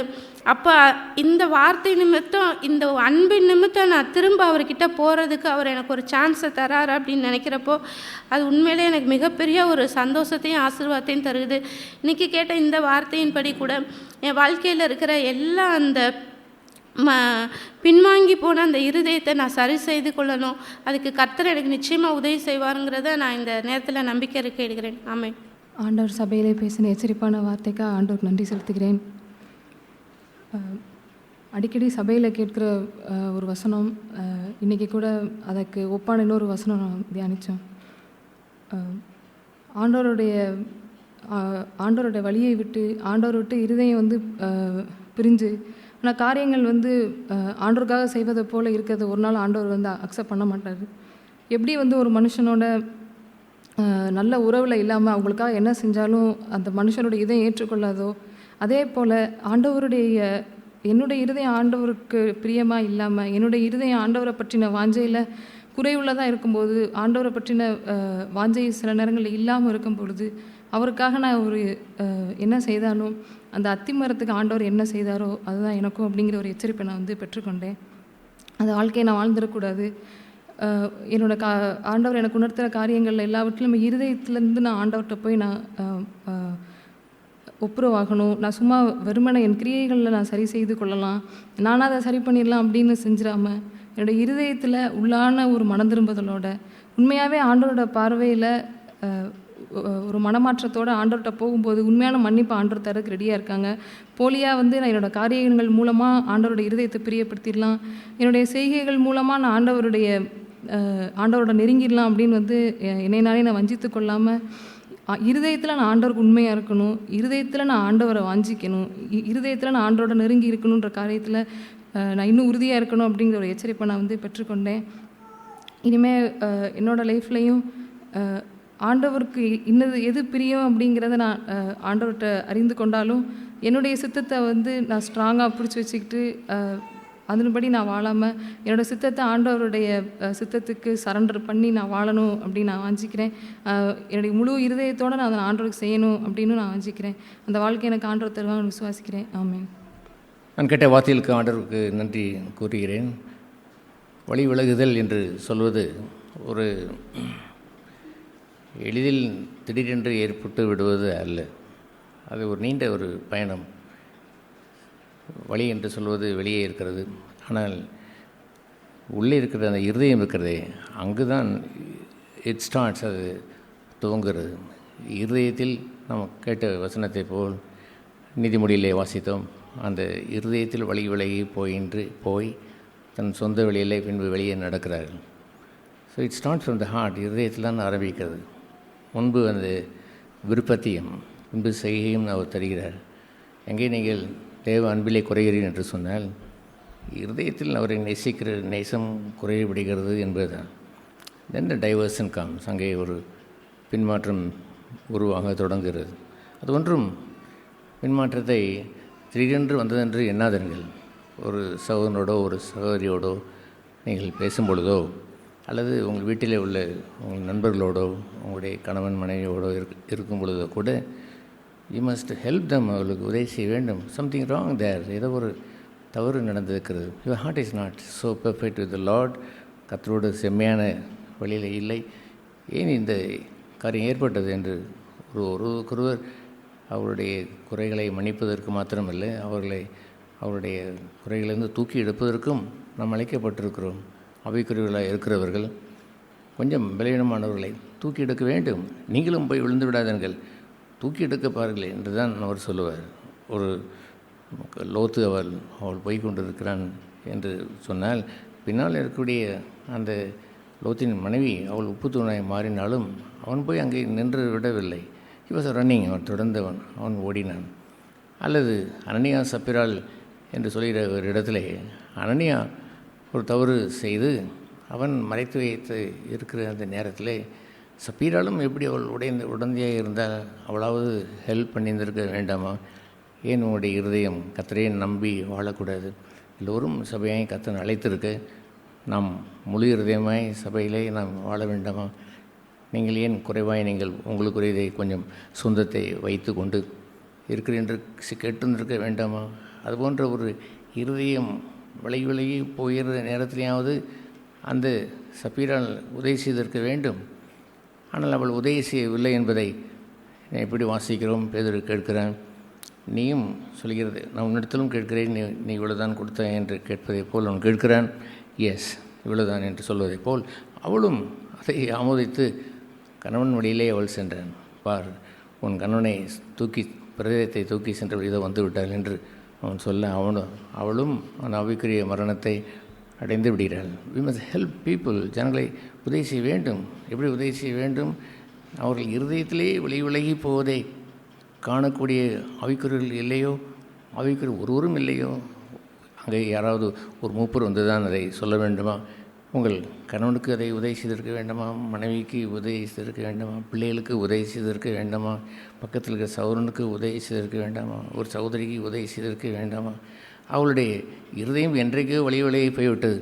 அதை கொஞ்சம் தெரிந்திருந்தால் கூட போகட்டும் என்று விட்டுவிடுவது சுயநலம் அல்லவா? நீங்கள் எதை அளந்தீர்களோ அதுதான் உங்களுக்கும் அளக்கப்படும். நீங்கள் ஒருவருடைய பின்மாற்றத்தை பார்த்துவிட்டு சும்மா அதை கண்டு காணாமல் இருந்து அவனுக்கு என்ன நடக்குது பார்ப்போம் என்று இருந்து விடுவது தவறல்லவா?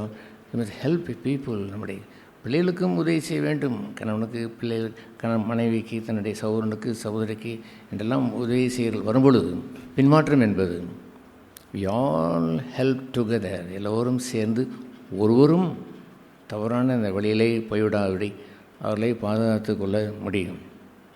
தன்னை செம்மையாய் கர்த்தருடைய வழியிலே பாதுகாத்து கொண்ட எவனும், கர்த்தருடைய வழியிலே நடக்கிற எவனும் இவ்விதமாக இருப்பான். தூக்கிவிட பார்ப்பான். தவறு நடக்கும் பொழுது கண்டிப்பதற்கு எச்சரிக்கையாக இருப்பான். அன்போடும் பாசத்தோடும் கொஞ்சம் கடினமான சில வார்த்தைகளையும் வைத்து கூட அவன் கண்டித்து திருத்திவிட பார்ப்பான். அழிந்து போவதற்கென்று செய்கின்ற ஒரு வழியை அவன் செய்துவிடவே மாட்டான். ஆகவே த சர்ச், ஒரு சபை என்று சொல்வது, அது பின்மாறி போய்விடக்கூடாது. அந்த பின்மாற்றத்திற்கு யாரோ ஒருவர் இருந்து உதவி செய்ய முடியாமல் என்ற நிலை வந்துவிடக்கூடாது.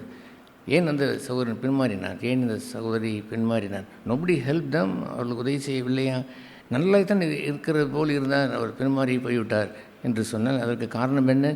ஏற்கனவே அவர் இருதயத்திலே வழி விலகி போய் கொண்டிருக்கிறார். அதை ஒருவரோடு கண்டுகொள்ளவில்லை. விதமாய் கைகோர்த்து நின்று அவர் மற்றமாய் பின்மாறி போகிறவர்களை அவள் போனதற்கு காரணம் there is no one there, ஒருவரும் இல்லை. எல்லா புத்திமதிகளையும் கேட்டு அடிக்கடி கடிந்து கொள்ளப்பட்டும் தன் இருதயத்தை கடினப்படுத்தினவன் சடுதியிலே ஒரு நாள் வந்தது, அவன் நாசமாய் போய்விட்டாள் என்று சொல்லுவது ஒரு வசனம் வரக்கூடும், இருக்கலாம். ஆனால் அதை நாம் விரும்புவதில்லை. அவர்கள் எவ்வளவோ புத்தி சொல்லப்பட்டும் கூட அவள் ஒன்று சேர்ந்து கெட்டுப்போனாள் என்று நிலை வரும்பொழுது காட் சீதன், அதை தேவன் காண்பார், தம்முடைய ஜனங்களை பாதுகாத்து கொள்வார். ஆனால் ஏன் சொல்லவில்லை? ஏன் அவர்களுக்கு புத்திமதி சொல்ல தவறிவிட்டார்கள்? ஏன் அவர்களை தூக்கிவிடவில்லை? ஏன் அந்த சப்பீரால் தன் கணவனை அனனியாவை தூக்கி விட்டிருந்திருக்கலாமே? லோத்தை போல் மனைவி பின்மாறி அவள் போய்விட்டாலும் அவளை காக்கக்கூடிய இடத்தில் அவன் கடைசி நிமிடம் வரைக்கும் ஓட வைத்து பார்த்தான், முடியவில்லை. அவள் இருதயம் அங்கே சோதோம் குமாரனுடைய அந்த ஆடம்பரத்தில் தான் வைத்திருந்தால், அந்த கிரீனிஸ் சிட்டி, அந்த பசுமையான அந்த நகரம், அந்த சிங்கப்பூர், அந்த அமெரிக்கா என்று சொல்வதை போல் அதிலே போய் மனதை வைத்திருந்தால் அவள் உப்பு தூணாய் போக ஒரு வழியில்லை என்று அவன் ஓடிவிட்டான். ஆகவே அதுபோன்ற ஒரு பண்பாடு தான், ஒரு பண்பு தான் சபையில் இருக்க வேண்டும். சபையில் இருக்கக்கூடிய ஒரு சகோதரனாவது ஒரு சகோதரியாவது கீழே விழுகிறவர்களை விட்டு போய்விடக்கூடாது. பின்மாறி போனவர்களை பார்த்து நகைத்து விடக்கூடாது. அப்படி பின்மாற்றத்தை பார்த்து, பின்மாற்றமான அவருடைய உடைகளை பார்த்து, பின்மாற்றமான பேச்சுகளை பார்த்து, அவருடைய செயல்பாடுகளை பார்த்து விட்டுவிடக்கூடாது. எங்கேயோ இந்த சகோதரன் இருதயத்தில் விலகியே போய்விட்டார் என்பதை அறிந்து தூக்கிவிட வேண்டும். ஆகவே எல்லோரும் நன்றாய் ஓடுகிறவர்கள்தான் இருதயத்திலே விலகி போகிறார்கள். அவர்கள் முன்பு எப்படி இருந்தார்கள்? கர்த்தருக்கு இருதயத்தை ஒப்பு கொடுத்து வாழ்ந்தார்கள். இருதயத்திலே உத்தமமாய் வாழ்ந்தவர்கள் தான். உத்தமமாய் வாழ்ந்தவர்களுக்குத்தான் அந்த பின்மாற்றம் ஏற்பட்டது. பின்மாற்றம் என்று சொல்வது பாவியாகவே வாழ்ந்து கொண்டிருப்போன் அல்ல, நல்ல மனம் திரும்பி வந்தவன் தான், நன்றாய் இருக்கிற சகோதரி தான், இந்த சகோதரன் தான், என் பிள்ளைகள் தான், என் கணவர் தான், என் மனைவி தான். ஆனால் இப்பொழுதோ பின்மாற்றத்தில் போய் என்பதை உணர்வதற்கு உங்கள் குடும்பத்தில் ஒருவரோடு இல்லையோ, ஒரு கணவன் இல்லையோ, அங்கே ஒரு மனைவி இல்லை, சரியான மனைவி அங்கே இல்லையோ, அண்ணன் இல்லையோ, ஒரு தம்பி இல்லையோ, ஒரு நல்ல சகோதரன் உங்கள் சபையிலே இல்லையோ, ஒரு சகோதரி அங்கே இல்லையோ, அப்படியெல்லாம் நான் தூக்கி விடுவதற்கு எக்ஸ்பர்ட் என்று அந்த நிலையை நான் சொல்ல வரவில்லை. நான் தான் தூக்கிவிட முடியும் என்ற எண்ணத்தை நான் புகுத்தவும் விரும்பவில்லை. வி டோன்ட் டூ தேன், அதை செய்வதில்லை. அகந்தையோடு நான் தூக்கி வர போகிறேன், என்னை பார் நான் எப்படி இருக்கிறேன், நீ வா என்று சொல்வதற்காக நீங்கள் அழைக்கப்பட்டீர்கள்? இன்னும் அந்த நானும் அவ்வாறு சோதிக்கப்பட்டவன் தான். நானும் இது போன்ற எத்தனையோ அந்த இடர்களிலே நான் உள்ளே நுழைய பார்த்துருக்கிறேன். கர்த்தர் என்னை பாதுகாத்தார். எழுந்து வா சகோதரனை, எழுந்து வா என் மனைவியே, என் கணவனே என்று தூக்கிவிட வேண்டும். செம்மையாய் நடக்கிற ஒரு மந்தையிலே அப்படியே தொடர்ந்து செம்மையாய் நடந்துவிட்டே போய்விடார் என்று எண்ணாதீர்கள். எவ்ரி டே நமக்கு ஒவ்வொரு நாளும் யுத்தம் ஒன்று உண்டு.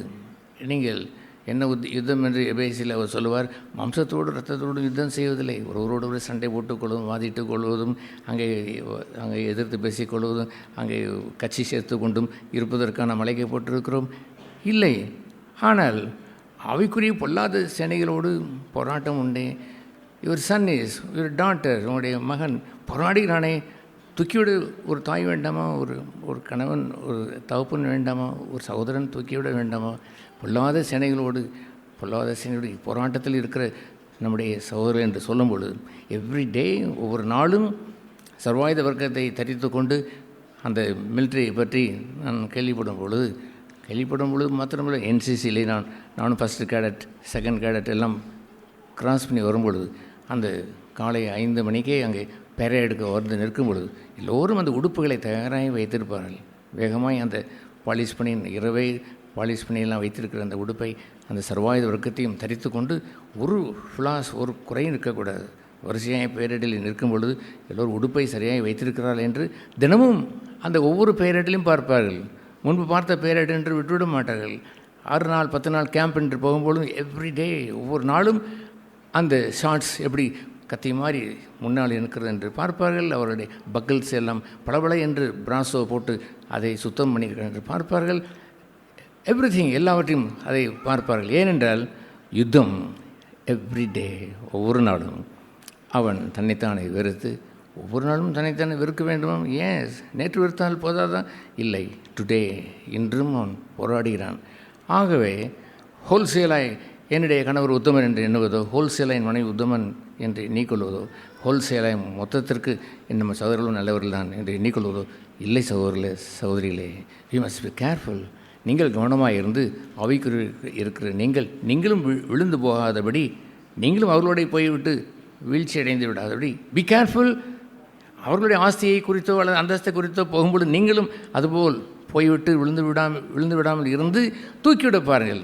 நல்ல ஸ்பிரிச்சுவல் என்று சொல்கிற, ஆவிக்குரியவர் என்று சொல்கிற அந்த கலாச்சாரிலே நான் வாசிக்கிற அந்த வசனத்தின்படி, if you're a spiritual sister, spiritual brother, you will not fall down. நீங்கள் அவர்களோடு சேர்ந்து விழுந்து விட மாட்டீர்கள்.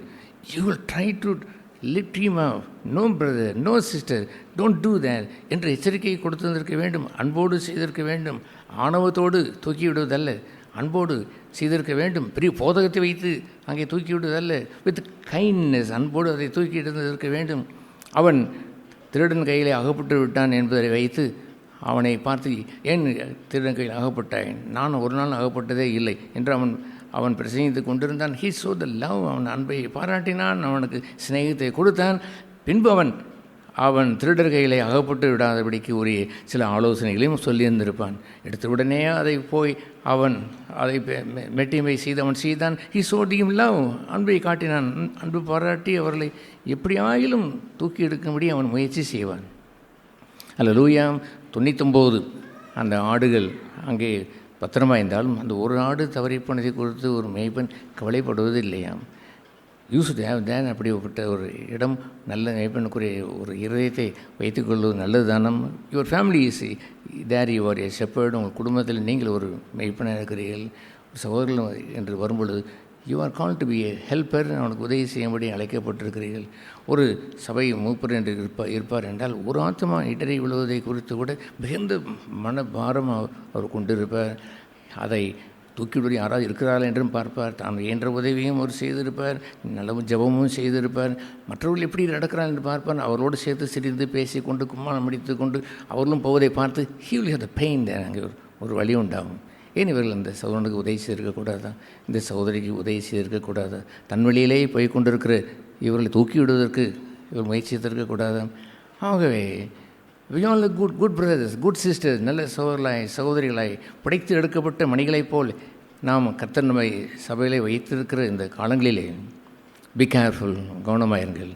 இருதயத்திலே வழி விலகி போகிற அந்த அகோரம் நடந்துவிட முடியும். அது யாராக இருந்தாலும் முடியும். நோபடி கேன் சீ தான், ஒருவனுக்கு பார்க்க இல்லாது.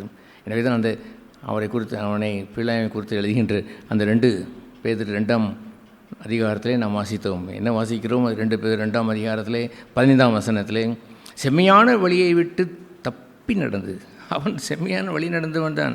அந்த 2 பேர் 2:15, செம்மையான வழியிலே நடந்தான், ஆனால் தப்பி போய்விடான். கொஞ்சம் அப்படி தப்பி போக தொடங்கி விட்டான். டோன்ட் திங்க் தான், நீங்கள் இருதயத்தில் அப்படி நடக்காது என்று எண்ணி விடாதீர்கள். செம்மையான வழியில் நடக்கிறதே போல் தோன்றி விட்டு பெர்மனண்ட்டாக இப்படித்தான் இருப்பேன் என்று எண்ணி விடாதீர்கள். நீங்கள் உங்கள் ஆவிக்குரிய பெருமைக்குள் உளுந்து விட முடியும், அல்லது மறைவான ஒரு இச்சைக்குள், ஒரு மோகத்திற்குள் சிக்கிக்கொள்ள முடியும். ஏதோ ஒரு தீமையான போட்டி, பொறாமை என்று உள்ளே வந்துவிட முடியும். பகையை, விரோதம் என்ற ஒரு அங்கே பாவம் வாசலே முண்டி கொண்டிருக்கிறது என்று எழுதப்பட்டிருக்கிறது. ஒரு சிங்கம் முண்டி வந்துவிட முடியாது. உங்கள் இருதயத்தில் பப்ளிக்காய் வந்து உங்களை தாவ வருவதில்லை. ஆனால் முண்டி கொண்டிருக்கிற அந்த சர்ப்பம் இருக்கிறதே, அந்த சர்ப்பம் ஒரு சின்ன ஓட்டை வழியாய் அது உள்ளே நுழைந்து அதை பிரிசிந்து உள்ளே வந்துவிட முடியுமே. அதுபோன்ற ஒரு நீங்கள் காணக்கூடாத பெரிய விபச்சாரம் அந்த சவுண்டுக்கு ஏற்படாத போல் தோன்றலாம். பெரிய விபச்சாரம் சகோதரிக்கு இல்லை, அல்லது பெரிய விதமான பொய் சொல்வது இல்லை, பெரிய விதமான கலகம் என்பது இருப்பதில்லை. தெர் இஸ் சம்திங், ஒன்று அதை முண்டி கொண்டு உள்ளே வருகிறது. அதுபோன்ற பெருமை அல்லது அதுபோன்ற ஒரு தற்பெருமை அல்லது தன்னை குறித்த ஒரு ஆணவம், அந்த விரோதங்கள், சில பகைகள் கொஞ்சம் அப்படி முண்டி கொண்டு வருகிறதே பாருங்கள். எப்பொழுது அந்த ஆபேல் காயினை குறித்து சந்தேகப்படவே இல்லை. ஆனால் மறைத்து வைத்திருக்கிறானே அந்த காயின், அது முண்டிக்கொண்டு அவனத்தில் வந்த பாவம் அல்லவோ. பாவம் உன் வாசலை முண்டி கிடக்கிறது பாரு, முண்டி வந்து கொண்டிருக்கிற நீ அதை கவனிக்காமல் விட்டு அப்படின்னாலே உள்ளே வந்து உன்னை தீண்டி விட்டதே. சிங்கமாய் வரவில்லை, அதை குறித்து மேனி பாராட்டி கொண்ட பார்த்தாயா, நான் அதை செய்யவில்லை இதை செய்யவில்லைன்னு சொல்லி கொண்டு இருக்கிறாய். மனுஷனே, முண்டி கொண்டு வந்த ஒரு பாவத்தை வாசல்லே கடந்ததை கண்டாயா? அதை கண்டு அதை விலக்கி கொண்டாயா? தேவனுடைய சமூகத்திற்கு தினசரி இருந்திருந்தால் கர்த்தர் உன்னை காத்திருப்பார், இரவும் பகலும் காத்திருப்பார். உன்னை காக்கிறவர் உறங்காரும். அவர் இஸ்ரவேலை காக்கிற தேவன் உறங்குவதும் இல்லை தூங்குவதும் இல்லை என்று இருக்கிறதே. அவரிடத்தில் சென்று நீ நின்றதுண்டா? அப்படி நின்று அவருடைய உதவியை நீங்கள் கேட்டதுண்டா? அந்த ஏற்ற சமயத்தில் சகாயம் செய்யும் அந்த கிருபை, அந்த முண்டி கொண்டிருக்கிற பாவத்தை அவர் சுட்டி காட்டி அதை அப்புறப்படுத்துவதற்கு உதவி செய்வதற்கு மாட்டாராம். அதுபோல் இவர்கள் செம்மை வழி நடந்தவர்கள், ஆனால் வழிதப்பி நடந்து போய்விட்டார். அந்த இடத்தை விட்டு வழிதப்பி நடந்து பெயரின் குமாரனாகிய அந்த பிழையாமின் வழியை பின்பற்றி போனவர்கள். அவன் அனிதத்தின் கூலியை விரும்பி உள்ளத்தில் அதை அவன் விரும்பி அவன் வழிதப்பி நடந்த பொழுது பேசாத அந்த மிருகம் கூட மனுஷர் பேச்சை பேசி தீர்க்கதரிசியுடைய மதிகேட்டை தடுத்தது. அதை செய்தது என்ன தெரியுமா? தொடர்ச்சியாய் அவன் வீட்டிலே இருந்த கழுதை தான் செய்தது. ஐ டோன்ட் நோ, பிள்ளைக்கு அவனோடு கூட நல்ல நண்பர்கள் இல்லையோ அல்லது நல்ல மனைவி இல்லையோ, ஐ டோன்ட் நோ. நல்ல தீர்க்கதரிசி என்று இருக்கும்போது அவனுக்கு மனைவி இருந்திருப்பாளே, அவளை ஏன் செய்யவில்லை? எப்படி இருந்தாலும் அந்த வீட்டில் ஒரு கழுதையாவது இருந்தது. அந்த கழுதை தினசரி இவனை தூக்கி கொண்டு சென்றது. அந்த வசனத்தில் நாம் ஏசாயாவில் கேட்டதை போல் மாடு தன் எஜமானியும் இன்னும் என்ன, கழுதை தன் முன்னணையையும் அறியுமா சம்திங் லைக் தட். முன்னணை என்று சொல்வது ஆங்கிலத்தில் நீங்கள் படித்து பார்ப்பேன் என்று சொன்னால் the one who feed him, அவனுக்கு போஷிக்கிறவன், அவன் கழுதைக்கு போஷித்தவன். அந்த முன்னணையை அது அறிந்திருக்கிறது, தன்னுடைய எஜமான் என்று அறிந்திருக்கிறது. இப்படிலாம் அந்த கழுதை அந்த வீட்டில் இந்த கழுதை தானேயா பேசியது? ஒரு சாதாரண அந்த வீட்டிலிருந்து பேசியதே. ஏன் உங்களுடைய வீட்டில் உள்ள பிள்ளைகளை, உங்கள் வீட்டில் உள்ள கணவனை மனைவியை நீங்கள் அவ்வப்பொழுதே நீங்கள் புத்தி சொல்லியிருந்திருக்கக்கூடாதான்? அவன் எப்படி ஆயிலும் நீங்கள் சுகமாக்க முடியவில்லை என்றால் யாராவது சுகமாக்கக்கூடிய ஒரு டாக்டர் இடத்துல நீங்கள் கொண்டு போக மாட்டீர்களா? இந்த டாக்டர் இல்லை என்றால் நன்றாய் நடத்தக்கூடிய டாக்டர் யார் இருப்பார் என்று கேட்டாவது நீங்கள் போய் அதை சுகப்படுத்தியிருந்திருக்க மாட்டீர்களா? அதுபோல் அந்த சொந்த வீட்டிற்கு கழுதை தான் அங்கே உதவி செய்தும் அவன் கேட்க தவறிவிட்டான். ஆகிலும் அந்த நேரத்தில் அவன் போக முடியாதபடி அவனுக்கு மதிகேட்டை தடுத்தது என்று எழுதியிருக்கிறது. ஒரு பகுதியை ஜெயமாய் செய்து முடித்து விட்டது. அந்த நேரத்தில் போவது என்ன செய்துவிட்டது? இந்த கழுதை தடுத்தது. என்ன எழுதியிருக்கிறது பாருங்கள். அந்த கழுதை என்ன செய்தது? தடுத்தது. கேன் யூ டோன்ட் டூ தேன்? அப்படி ஒன்றை செய்திருக்கக்கூடாதான்? ஹெல்ப் சம்படி, யாராவது உதவி செய்து ஆவிக்குரிய ரீதியாக தூக்கிவிட பாருங்கள். யுவர் ஹோல் எய்ம், உடைய வாழ்க்கையினுடைய நோக்கமே அப்படி இருந்தால் கூட எவ்வளவு நல்லது. போகிற இடங்களிலெல்லாம் நன்மை செய்கிறவராகவே சுற்றித்திருந்தார் என்று சொன்னால் காசு பணத்தை தூக்கி போட்டுக்கொண்டே போனார் என்ற அர்த்தம்? நோ, ஹெல்ப் தம், லிவ் தம். கட்டுண்டவர்களுடைய அந்த கட்டுகளை அவிழ்க்கவும், நொறுங்குண்டவருடைய காயங்களை கட்டவும் என்றெல்லாம் செய்கிற அந்த ஆத்ம பாரம் என்று இருக்கிறதே, அதைத்தான் அவர் காணமில்லாமல் செய்தார். கன்னியாண்டா செய்த உலகத்தை ஏறிட்டு பார்க்க முடியவில்லையா? வேலைக்காரர்கள் அதே அநேகர் இல்லையே. நீங்கள் ஏறிட்டு பார்த்து அந்த எஜமான் செய்த அந்த பணியை நீங்கள் செய்திருந்திருக்கலாமே. ஏறிட்டு பாருங்கள். அங்கே விளைநிலம் அங்கே அறுவடைக்கு காத்திருக்கிறது. போவார் இல்லை, போய் கத்தருக்கென்று எஜமானுக்கு அறுவடைக்கு காத்திருக்கிற அந்த எஜமானுக்கு கொண்டு வந்து சேர்ப்பதற்கு ஆட்கள் இல்லை. யூஆர் கோயிங் ஹியர் அண்ட் தேர், எங்கெங்கேயோ ஒரு நாளிலே போகிறீர்கள். Can you not open your mouth to help them? அவள் உதவி செய்து தூக்கி விட்டிருக்கலாமே. அப்படி நீங்கள் சுவிசேஷத்திற்கென்று செய்யக்கூடிய பணி ஏராளம் இருக்கிறது என்பது மாத்திரமல்ல, எரிட்டு பாருங்கள், உங்கள் வீட்டில் உதவி செய்வதற்கு இருக்கிறார்களே, அவருக்கு கொஞ்சம் கொஞ்சம் சில வார்த்தைகளை பேசி தூக்கிவிட முயற்சி செய்திருக்கக்கூடாதோ? ஒரு சகோதரர் மத்தியில் நீங்கள் வந்து ஞாயிற்றுக்கிழமை வருகிறீர்கள், வெள்ளிக்கிழமை வருகிறோம், செவ்வாய்க்கிழமை வருகிறோம் என்றெல்லாம் நீங்கள் வரும்பொழுது ஒரு பாரத்தோடு ஜெபித்து நல்ல ஜெபத்தோடு தூக்கிவிட முயற்சி செய்திருக்கக்கூடாதோ? அவளை அப்படியே உள்ளே போட்டுவிட்டு போய்விடக்கூடுமோ? இங்கே வருகிற அத்தனை பேரும் செம்மை வழி நடந்தவர்கள் தான். ஆனால் அந்த செம்மையான வழியை விட்டு தப்பி நடந்து போகும் பொழுது அதை உணர்வடைந்து ஒரு நல்ல சகோதரன், ஆவிக்குரிய சகோதரன் உதவி செய்திருக்கலாம் அல்லவோ? அவ்விதமாய் இந்த பீலையாம் அவ்வளவு நல்லவன். அவனை அந்த என்னாகும் 23ஆம் அதிகாரத்தை வாசித்து பார்த்தால் கர்த்தர் தன் வார்த்தையை அவன் வாயிலே போட்டார் என்று எழுதியிருக்கிறது. He was a prophet. அவன் தீர்க்கதரிசி, கர்த்தருடைய வார்த்தையை கேட்டு பேசினவன். அவன்தான் இந்த மோவாபிய அந்த அரசன் பாலாக் அவனை வழிதேப்பி நடத்துவதற்கு அவன் உள்ளே வந்து பணத்தையும் ஆசையும் அந்தஸ்தையும் கொடுத்தவனை ஏமாற்றி அந்த நேரத்தில் கொஞ்சம் மனம் அந்த இருதயம் விலகி அப்படியே அவன் கொஞ்சம் நடுங்கு அவன் தொடங்கி கத்தரை விட்டு விலகவும் மனசு இல்லை, இந்த பாலாக்கனுடைய அந்த ஆஸ்திகளையும் அந்த அந்தஸ்துகளையும் வாங்குவதற்கு விட்டுவிடவும் மனசில்லை. ஏதோ ஒரு நிலையிலே அவன் சிக்கி தவிக்கின்ற அந்த நேரத்தில் அப்பொழுதுதான் அவன் சொன்னான், தேவன் பொய் சொல்வதற்கு யாரல்ல, அவர் மனுஷன் அல்ல, தன் சொன்னதையும் செய்யாதிருப்பாரோ, அப்படி செய்யாதிருப்பதற்கு மனுபுத்திரனும் அல்ல என்று சொன்னவன். பாலாக் அரசனை கேளும், இஸ்ரவேலுக்கு விரோதமான ஒரு மந்திரமும் இல்லை என்று சொன்னவன். அற்புதமான இந்த வசனங்கள் எல்லாம் சொன்னவன் அவன்தான். அதெல்லாம் ஃப்ரேம் பண்ணி கூட அன்றைக்கு வீடுகளில் போட்டிருக்கிறார்கள். அதுபோன்று நல்ல பிழையாம் தான். எங்கே வந்து அவர் சாபம் செய்யும்படி சொல்லுகிறீர்? இஸ்ரவேலுக்கு விரோதமாக என்ன இல்லை? ஒரு மந்திரமும் இல்லை. அப்பா, என்ன மந்திரம் கொடுத்தாலும் அவர்களுக்கு பலிக்காது. கர்த்தர் அவர்கள் என்னதான் செய்வார்? ஆசீர்வதிக்கிறேன் என்று தான் சொல்லியிருக்கிறார் என்றெல்லாம் பாலாக்கிடம் சொன்னவன். பின்பவன், நீ அங்கே சபிக்க முடியவில்லை என்றால் இந்த பக்கம் வரும், இங்கே சபிக்கலாம். சர்வாங்க தகன பலியும் நீ செலுத்து, நான் கூடவே நிற்கிறேன் என்று சொல்லி அவனும் சர்வாங்க தகன பலியும் செலுத்தி தூரமே கொஞ்சம் தள்ளி நின்று கொள்ளுவான் இந்த பாலாக். சபிக்க தொடரலாம் என்று பார்ப்பான், முடியவில்லை என்று சொல்லுவான். அப்போ அந்த பக்கம் போய் அங்கே போகலாமா என்று அடுத்த இன்னொரு இடத்தை அவன் காட்டி இஸ்ரவேலை நோக்கி பார்க்குற ஒரு மலைக்கு அவன் கொண்டு போய் அங்கே ஒரு சர்வாங்க தகன பலியை அவன் செலுத்தினான். அங்கேயும் இவன் போயினான் பாருங்கள்.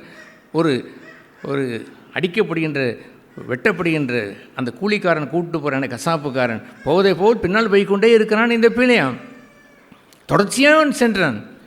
வழி வெளியே போகுது. திடீரென்று பிள்ளையாமுக்கு ஏற்படவில்லை. அடுத்தடுத்த கட்டமாய் அவன் போய்கொண்டே இருக்கிறான். அவன் கடைசியில் அவனை குறித்து நாம் யோசுவா புத்தகத்தில் வாசிக்கிறோம். மோசே அதுக்கு பிறகு அங்கே அந்த பிள்ளையாமுடைய சந்ததியை உரியவர்களை கண்டுபிடித்து அவர்களை எல்லாம் என்ன செய்தான் என்று எழுதியிருக்கிறது தெரியுமா? வெட்டினான் என்று எழுதியிருக்கிறது. வெட்டி கொன்று போட்டு விட்டான். இவர்களை ஆங்காங்கு இருக்கக்கூடிய அந்த குறி சொல்கிறவனாக இருந்தவர்கள் என்று அவனுக்கு பெயரிடப்பட்டது. குறி சொல்கிறது போல் இருந்த அவர்களை பெயருடைய அந்த குமாரர்களை வெட்டி விட்டான். மோசே வெட்டி போட்டான். குறி சொல்கிறவனாய் மாறிவிட்டான். அவன் குறி சொல்வதற்கு போக மாட்டேன் என்று சொன்னான். பின்பு அவன் குறி சொல்கிறவனாகவே மாறினான் என்று எழுதப்பட்டு இருக்கிறது. அதுபோல் நல்ல செம்மையான வழி நடந்த பிழையாம் கெட்டுப்போனான். அவன் இதயத்தில் வழி விலகி கெட்டுப்போனான் என்ற கதியானது நமக்குள் வந்துவிடக்கூடாது. உங்கள் சொந்த வாழ்க்கைக்குள், உங்கள் சொந்த சரீரமாகிய ஆலயத்திற்குள் வந்துவிடக்கூடாது. தேவனுடைய வீடு என்று சொல்கின்ற உங்கள் வீட்டிற்குள்ளும் வந்துவிடக்கூடாது. தேவனுடைய சபை என்று சொல்கின்ற இங்கேயும் வந்துவிடக்கூடாது. யூ கீப் யுவர் செல்ஃப், நீ உங்களை சுத்தமானாய் காத்துக்கொள். அண்ட் ஹெல்ப் அதர்ஸ், மற்றவர்களுக்கு உதவி செய்யுங்கள். நீங்களே ஆயத்த நிலையில் இல்லை என்று சொன்னால் how can you help others? மற்றவர்கள் எப்படி உதவி செய்ய முடியும்? If and my heart is not perfect with God, தேவனோடு சிம்மையே இல்லாமல் how can I help? Ordinary சாதாரண ஒரு சுசேஷ வாழ்க்கையை கூட யாருக்கும் சொல்லி தூக்கிவிட இயலாதையா. அது வெற்று வார்த்தையை போல் அது ஆகிவிடும். எண்ணத்தையும் நான் சொல்லிவிட்டு விட்டேன், அவளுக்கு சுசேஷம் சொல்லிவிட்டேன் என்று போலியான ஒரு எண்ணத்தை வைத்து கொண்டு உங்களை ஏமாற்றி கொண்டு வருவீர்கள். ஏனென்றால் your heart is not perfect. உங்களுடைய இருதயத்தில் நீங்கள் செம்மையே இல்லை. அங்கே வழி விலகி போய் அந்த செம்மையான வழியை விட்டு வழி தப்பி போய் கொண்டிருக்கிற நீங்கள் யாருக்கு உதவி செய்ய முடியும்? இஸ்ரவேலுக்கு வந்த தீர்க்கதரிசி அவன் உதவி செய்ய முடிந்ததா? அவன் கெட்டுப்போனான். அவன் தீர்க்கதரிசியாக இருந்தவன் இப்பொழுது குறி சொல்கிறவனாய் மாறி அவன் வழியானது தாறுமாறாய் போய் திரும்பி வரவே இல்லை.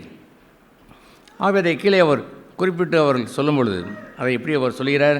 அவர்கள் 21ஆம் வசனத்திலே, நீதியின் மார்க்கத்தை அறிந்த பின்பு தங்களுக்கு ஒப்புவிக்கப்பட்ட பரிசுத்த கற்பனையை விட்டு விலகுவதை பார்க்கிலும் அதை அறியாதிருந்தார்களானால் அவர்களுக்கு நலமாயிருக்கும். இதெல்லாம் அறிந்து நல்ல வாழ்க்கை என்று அறிந்து உள்ளே வந்தவர்கள் அறியாமல் இருந்தால் கூட நலமாயிருக்கும் என்று ஒரு சொல் உங்களுக்கு வரும் என்று சொன்னால் அது எவ்வளவு பரிதாபமானது. அது எப்படி அதை பரிதாபமானது என்று அவர் சொன்னார் தெரியுமா? அந்த வசனம் அந்த பீலியாங் மாத்திரமல்ல, இப்படி நன்றாய் வாழ்ந்து பின்மாறி போனவர்களுக்காகவே சொல்லப்பட்ட வசனம். நாய் தான் கக்கினதை தின்னவும் கழுவப்பட்ட பன்றி சேற்றிலே புரளவும் திரும்பினது என்று சொல்லப்பட்ட அந்த பழமொழி மெய்யான பழமொழியின்படியே அவர்களுக்கு என்ன ஆகிவிட்டது, சம்பவித்தது என்று எழுதியிருக்கிறது. நாய் ஒரு இடத்துல கக்குறது என்று சொன்னால் அது கொஞ்ச நேரத்தில் வந்து திரும்பி வந்து நக்க தொடங்கிவிடும். ஒரு பன்றி நீங்கள் எவ்வளோதான் சேற்றிலே குளிப்பாட்டி தள்ளி கொண்டு போனால் உடனடியாக அது எங்கே போய்விடும், மறுபடியும் சேற்றிலே போய் விழுந்துவிடும். ஆனால் இங்கே எழுதப்பட்டிருக்கிற இந்த பழமொழி என்னவென்று சொன்னால், செம்மையான வழியில் வாழ்ந்தவர்கள், செம்மையான வழியில் நடந்தவர்கள், இவர்கள் ஒன்று நாய் அல்ல, இவர்கள் பன்றி அல்ல.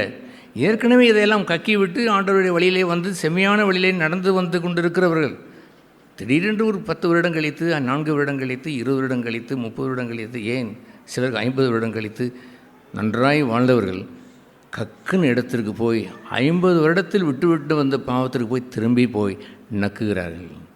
அன்று கழுவப்பட்ட பன்றி அது இப்பொழுது பன்றி அல்ல, நல்ல செம்மையான வழியில் தான் வந்து கொண்டிருக்கிறார்கள்.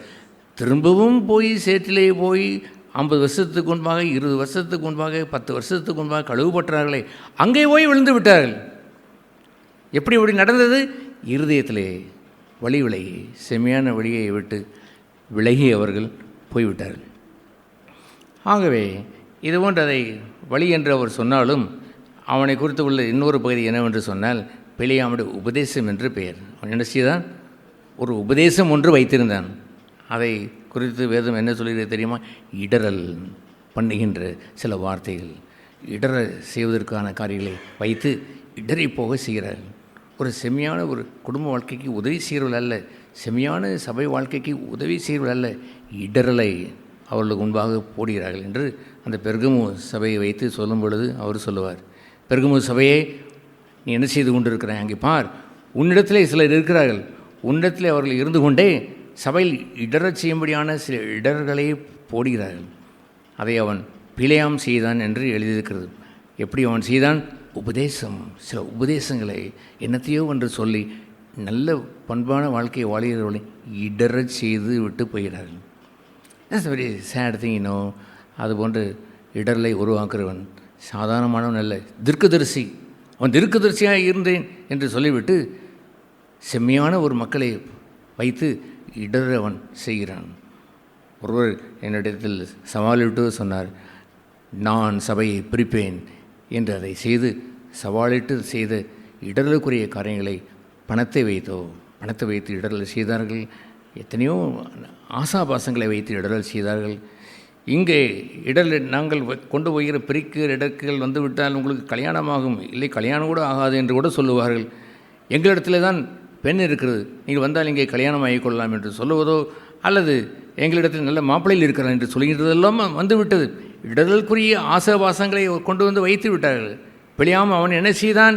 வேசித்தனத்திற்கு உன்னை அவர்களை அனுப்பு, உன்னுடைய பிள்ளைகளை நீ இங்கே அனுப்பிவிட்டு எங்களுடைய இஸ்ரேல் மக்கள் மத்தியிலே வேசித்தனத்தை நீ செய்துவிட்டால், அல்லது அங்கே விக்கிரகங்களுக்கு படைக்கிறார்களே அந்த ஆராதனை பங்கு இருக்கிறதே, அந்த விக்கிரகத்துக்குரிய பங்கை எல்லாம் கொண்டு வந்து இவர்களுக்கு கொடுத்து அதை தின்றுவிட்டால் கர்த்தர் கடும் கோபம் கொள்வார், கோபம் கொண்டு இஸ்ரவேலை சபிப்பார் என்று ஒரு இடர்லை போடுகிறான் என்று பெர்கமு சபையிலே வாசிக்கிறோம்.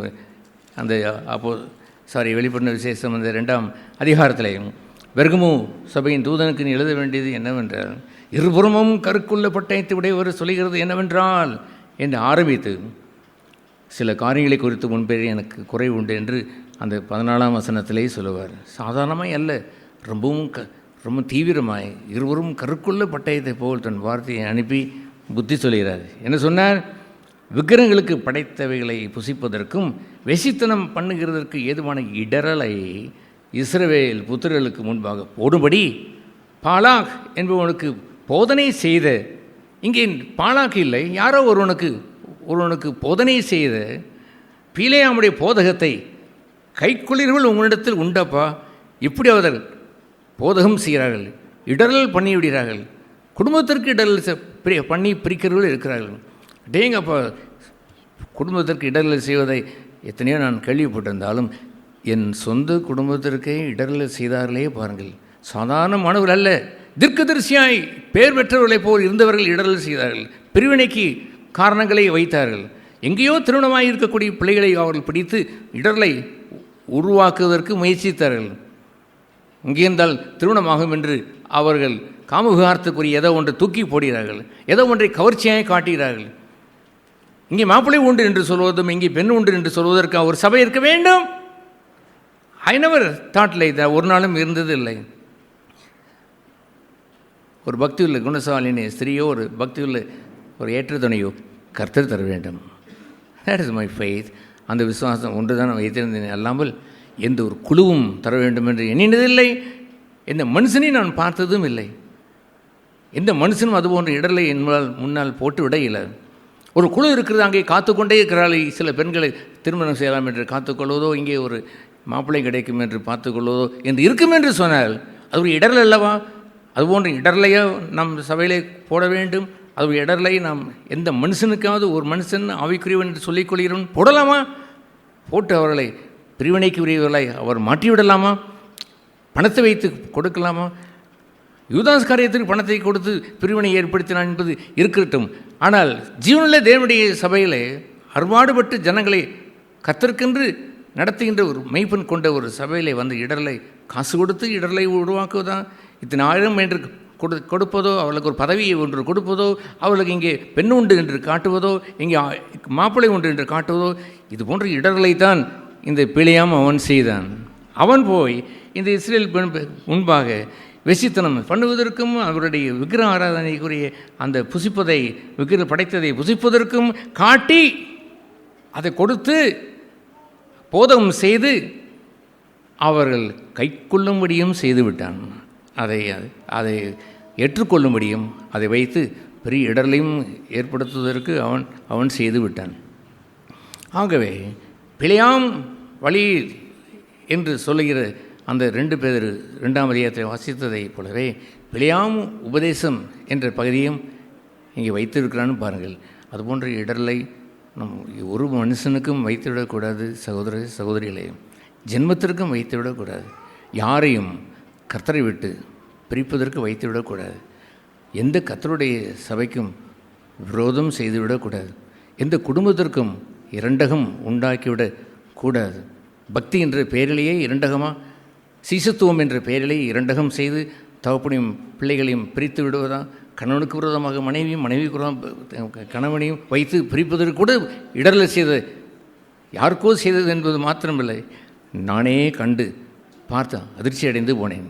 தீர்க்கதரிசிகள், ஆனால் இன்று அவர்கள் எந்த தீர்க்கதரிசி என்று நமக்கு தெரிவதில்லை. அவர்கள் அந்நாளில் இருந்த தீர்க்கதரிசியாக இப்பொழுது மாறி போய்விட்டு செம்மையான வழி நடந்தவர்கள் வழிதப்பி போகின்றதாய் மாறக்கூடியவை ஒரு தீர்க்கதரிசி மாற முடியும் என்று சொன்னால் பயந்து நடுங்கி நாம் வாழ்ந்துவிட வேண்டாமா? அதை குறித்து நாம் பாடம் கற்றுக்கொள்ள வேண்டாமா? It should never happen to me. எனக்கு நடந்துவிடக்கூடாது.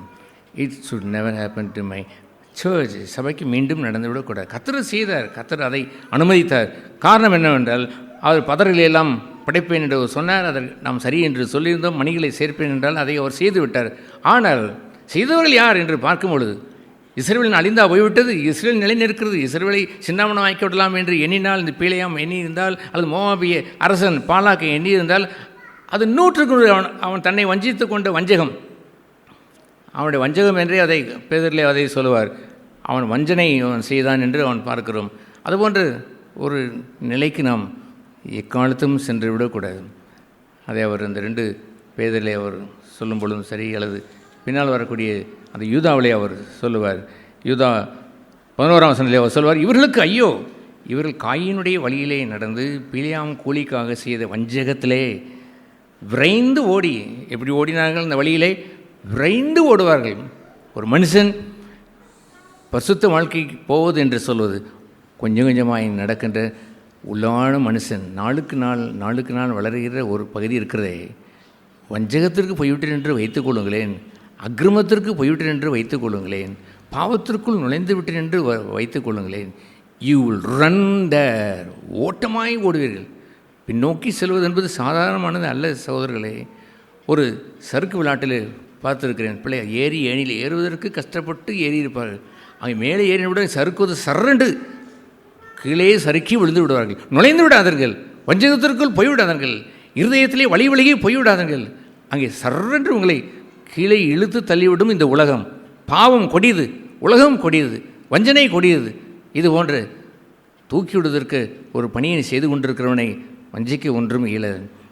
ஆனால் இது போன்ற இடரலை போடுகிறவர்கள் வேகமாய் அதை கீழே வழி விலகி போய்விடுவார்கள். யாருக்கும் இடரலை தந்துவிடக்கூடாது. என் ஜீவகாலமெல்லாம் என் உயிர் உள்ள அளவும் எந்த மனுஷனுக்கும் என் வாழ்க்கை ஒரு இடரலாய் போய்விடக்கூடாது. என்னை கண்டு அவன் பின்மாற்றம் அடைந்து விடக்கூடாது. நான் போகிற போக்கை பார்த்து அவன் வந்துவிடக்கூடாது. கர்த்தாவே, என்னை கண்டவன் நான் கிறிஸ்துவை பின்பற்றுகிறதைப் போலவே அவர்கள் என்னை பின்பற்ற வேண்டும் என்பதாக இருக்க வேண்டுமே அல்லாமல் ஒருபோதும் இடரலுக்குரிய வாழ்க்கையை வாழ்ந்து விடக்கூடாது. அவர்கள் விரைந்து ஓடி கோரா எதிர்த்து பேசின பாவத்திற்கு உள்ளாகி கெட்டு போனார்கள்.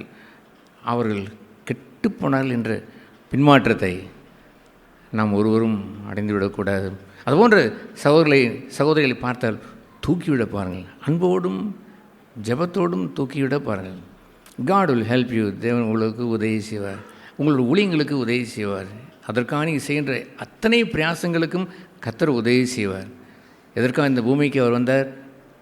நாம் பாவிகளாக இருக்கையில் கிறிஸ்து நமக்காக மரிப்பதற்காக தேவன் தன் ஒரே பேரான குமாரனை தந்தருளி இவ்வளவாய் உலகத்தில் அன்பு கூர்ந்தாரே, அதற்காகத்தானே தந்தருளப்பட்டார். நீங்களும் அதுபோல் கர்த்தரால் தந்தருளப்பட்ட ஒரு வாழ்க்கையை வாழ்ந்து அநேகரை ரட்சிப்பதற்கு உதவி செய்ய வேண்டுமே அல்லாமல் நீங்களும் உறுதியாய் அன்பிலை நிலைத்திருக்க வேண்டும். மற்றவர்களையும் அன்பிலை நிலைத்திருக்க செய்ய பிரயாசப்பட வேண்டும், ஜெபம் செய்ய வேண்டும். எல்லா வகையிலும் எந்த ரூபத்திலாவிலும் அவர்களுக்கு உதவி செய்ய பிரயாசப்படுங்கள். சபை அப்படி ஓங்கி வளர வேண்டும். சபை சுசேஷ பணிகளை ஓங்கி வளர வேண்டும். ஒருவரை கட்டுகின்ற அந்த பணிகளை ஓங்கி வளர வேண்டும். அந்த கெட்டுப்போன என்ற பகுதி வந்துவிடக்கூடாது என்பதற்காக ஜாக்கிரதை கொண்டவர்களாய் இருதயத்திலேயே வழி விலகி போவதை ஸ்மெல் பண்ணி அதை மொந்து பார்த்து அதை கவனித்தவர்களை திருத்துவதற்கு முயற்சி செய்ய வேண்டும். அவ்விதமாய் தேவன் சபையை தொடர்ந்து பாதுகாத்து இருதயத்தில் வழி விலகி போகிற பின்மாற்றத்திலிருந்து காக்க கிருபை செய்வாராக. நாம் ஜெபம் செய்ய கடவோம். பிதாவே, எங்களோடு பேசின நம்முடைய திவ்ய வார்த்தைகளுக்காக நன்றி.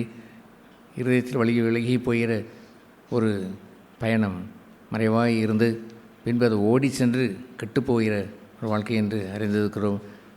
நான் ஒரு நாளும் பல்லாண்டுகளுக்கு முன்பாக விட்டு வந்ததை கக்கினதை தின்பதற்கு போவதை போல் சேற்றில் இருந்ததை திரும்ப சென்று விழுவதை போல் இல்லாதபடி எங்களை பாதுகாத்து கொள்ளும். இந்த பிழையாமுடைய வழியிலிருந்தும் இந்த பிழையாம் தீர்க்கதரிசனுடைய அந்த இடர்களுக்குரிய உபதேசத்திலிருந்தும் எங்களை காப்பீராக. நல்ல தயவுள்ள நாவை தாரும், சுசேஷத்துக்குரிய நாவை தாரும், நற்செய்தி கூறுகிற நாவை தாரும், ஊன்ற கட்டுகிற நாவை தந்து எல்லோரையும் ஆசீர்வதித்து பலப்படுத்தியறலும். இயேசு நாமத்தில் ஜெபிக்கிறோம் பரலோக பிதாவே, ஆமென்.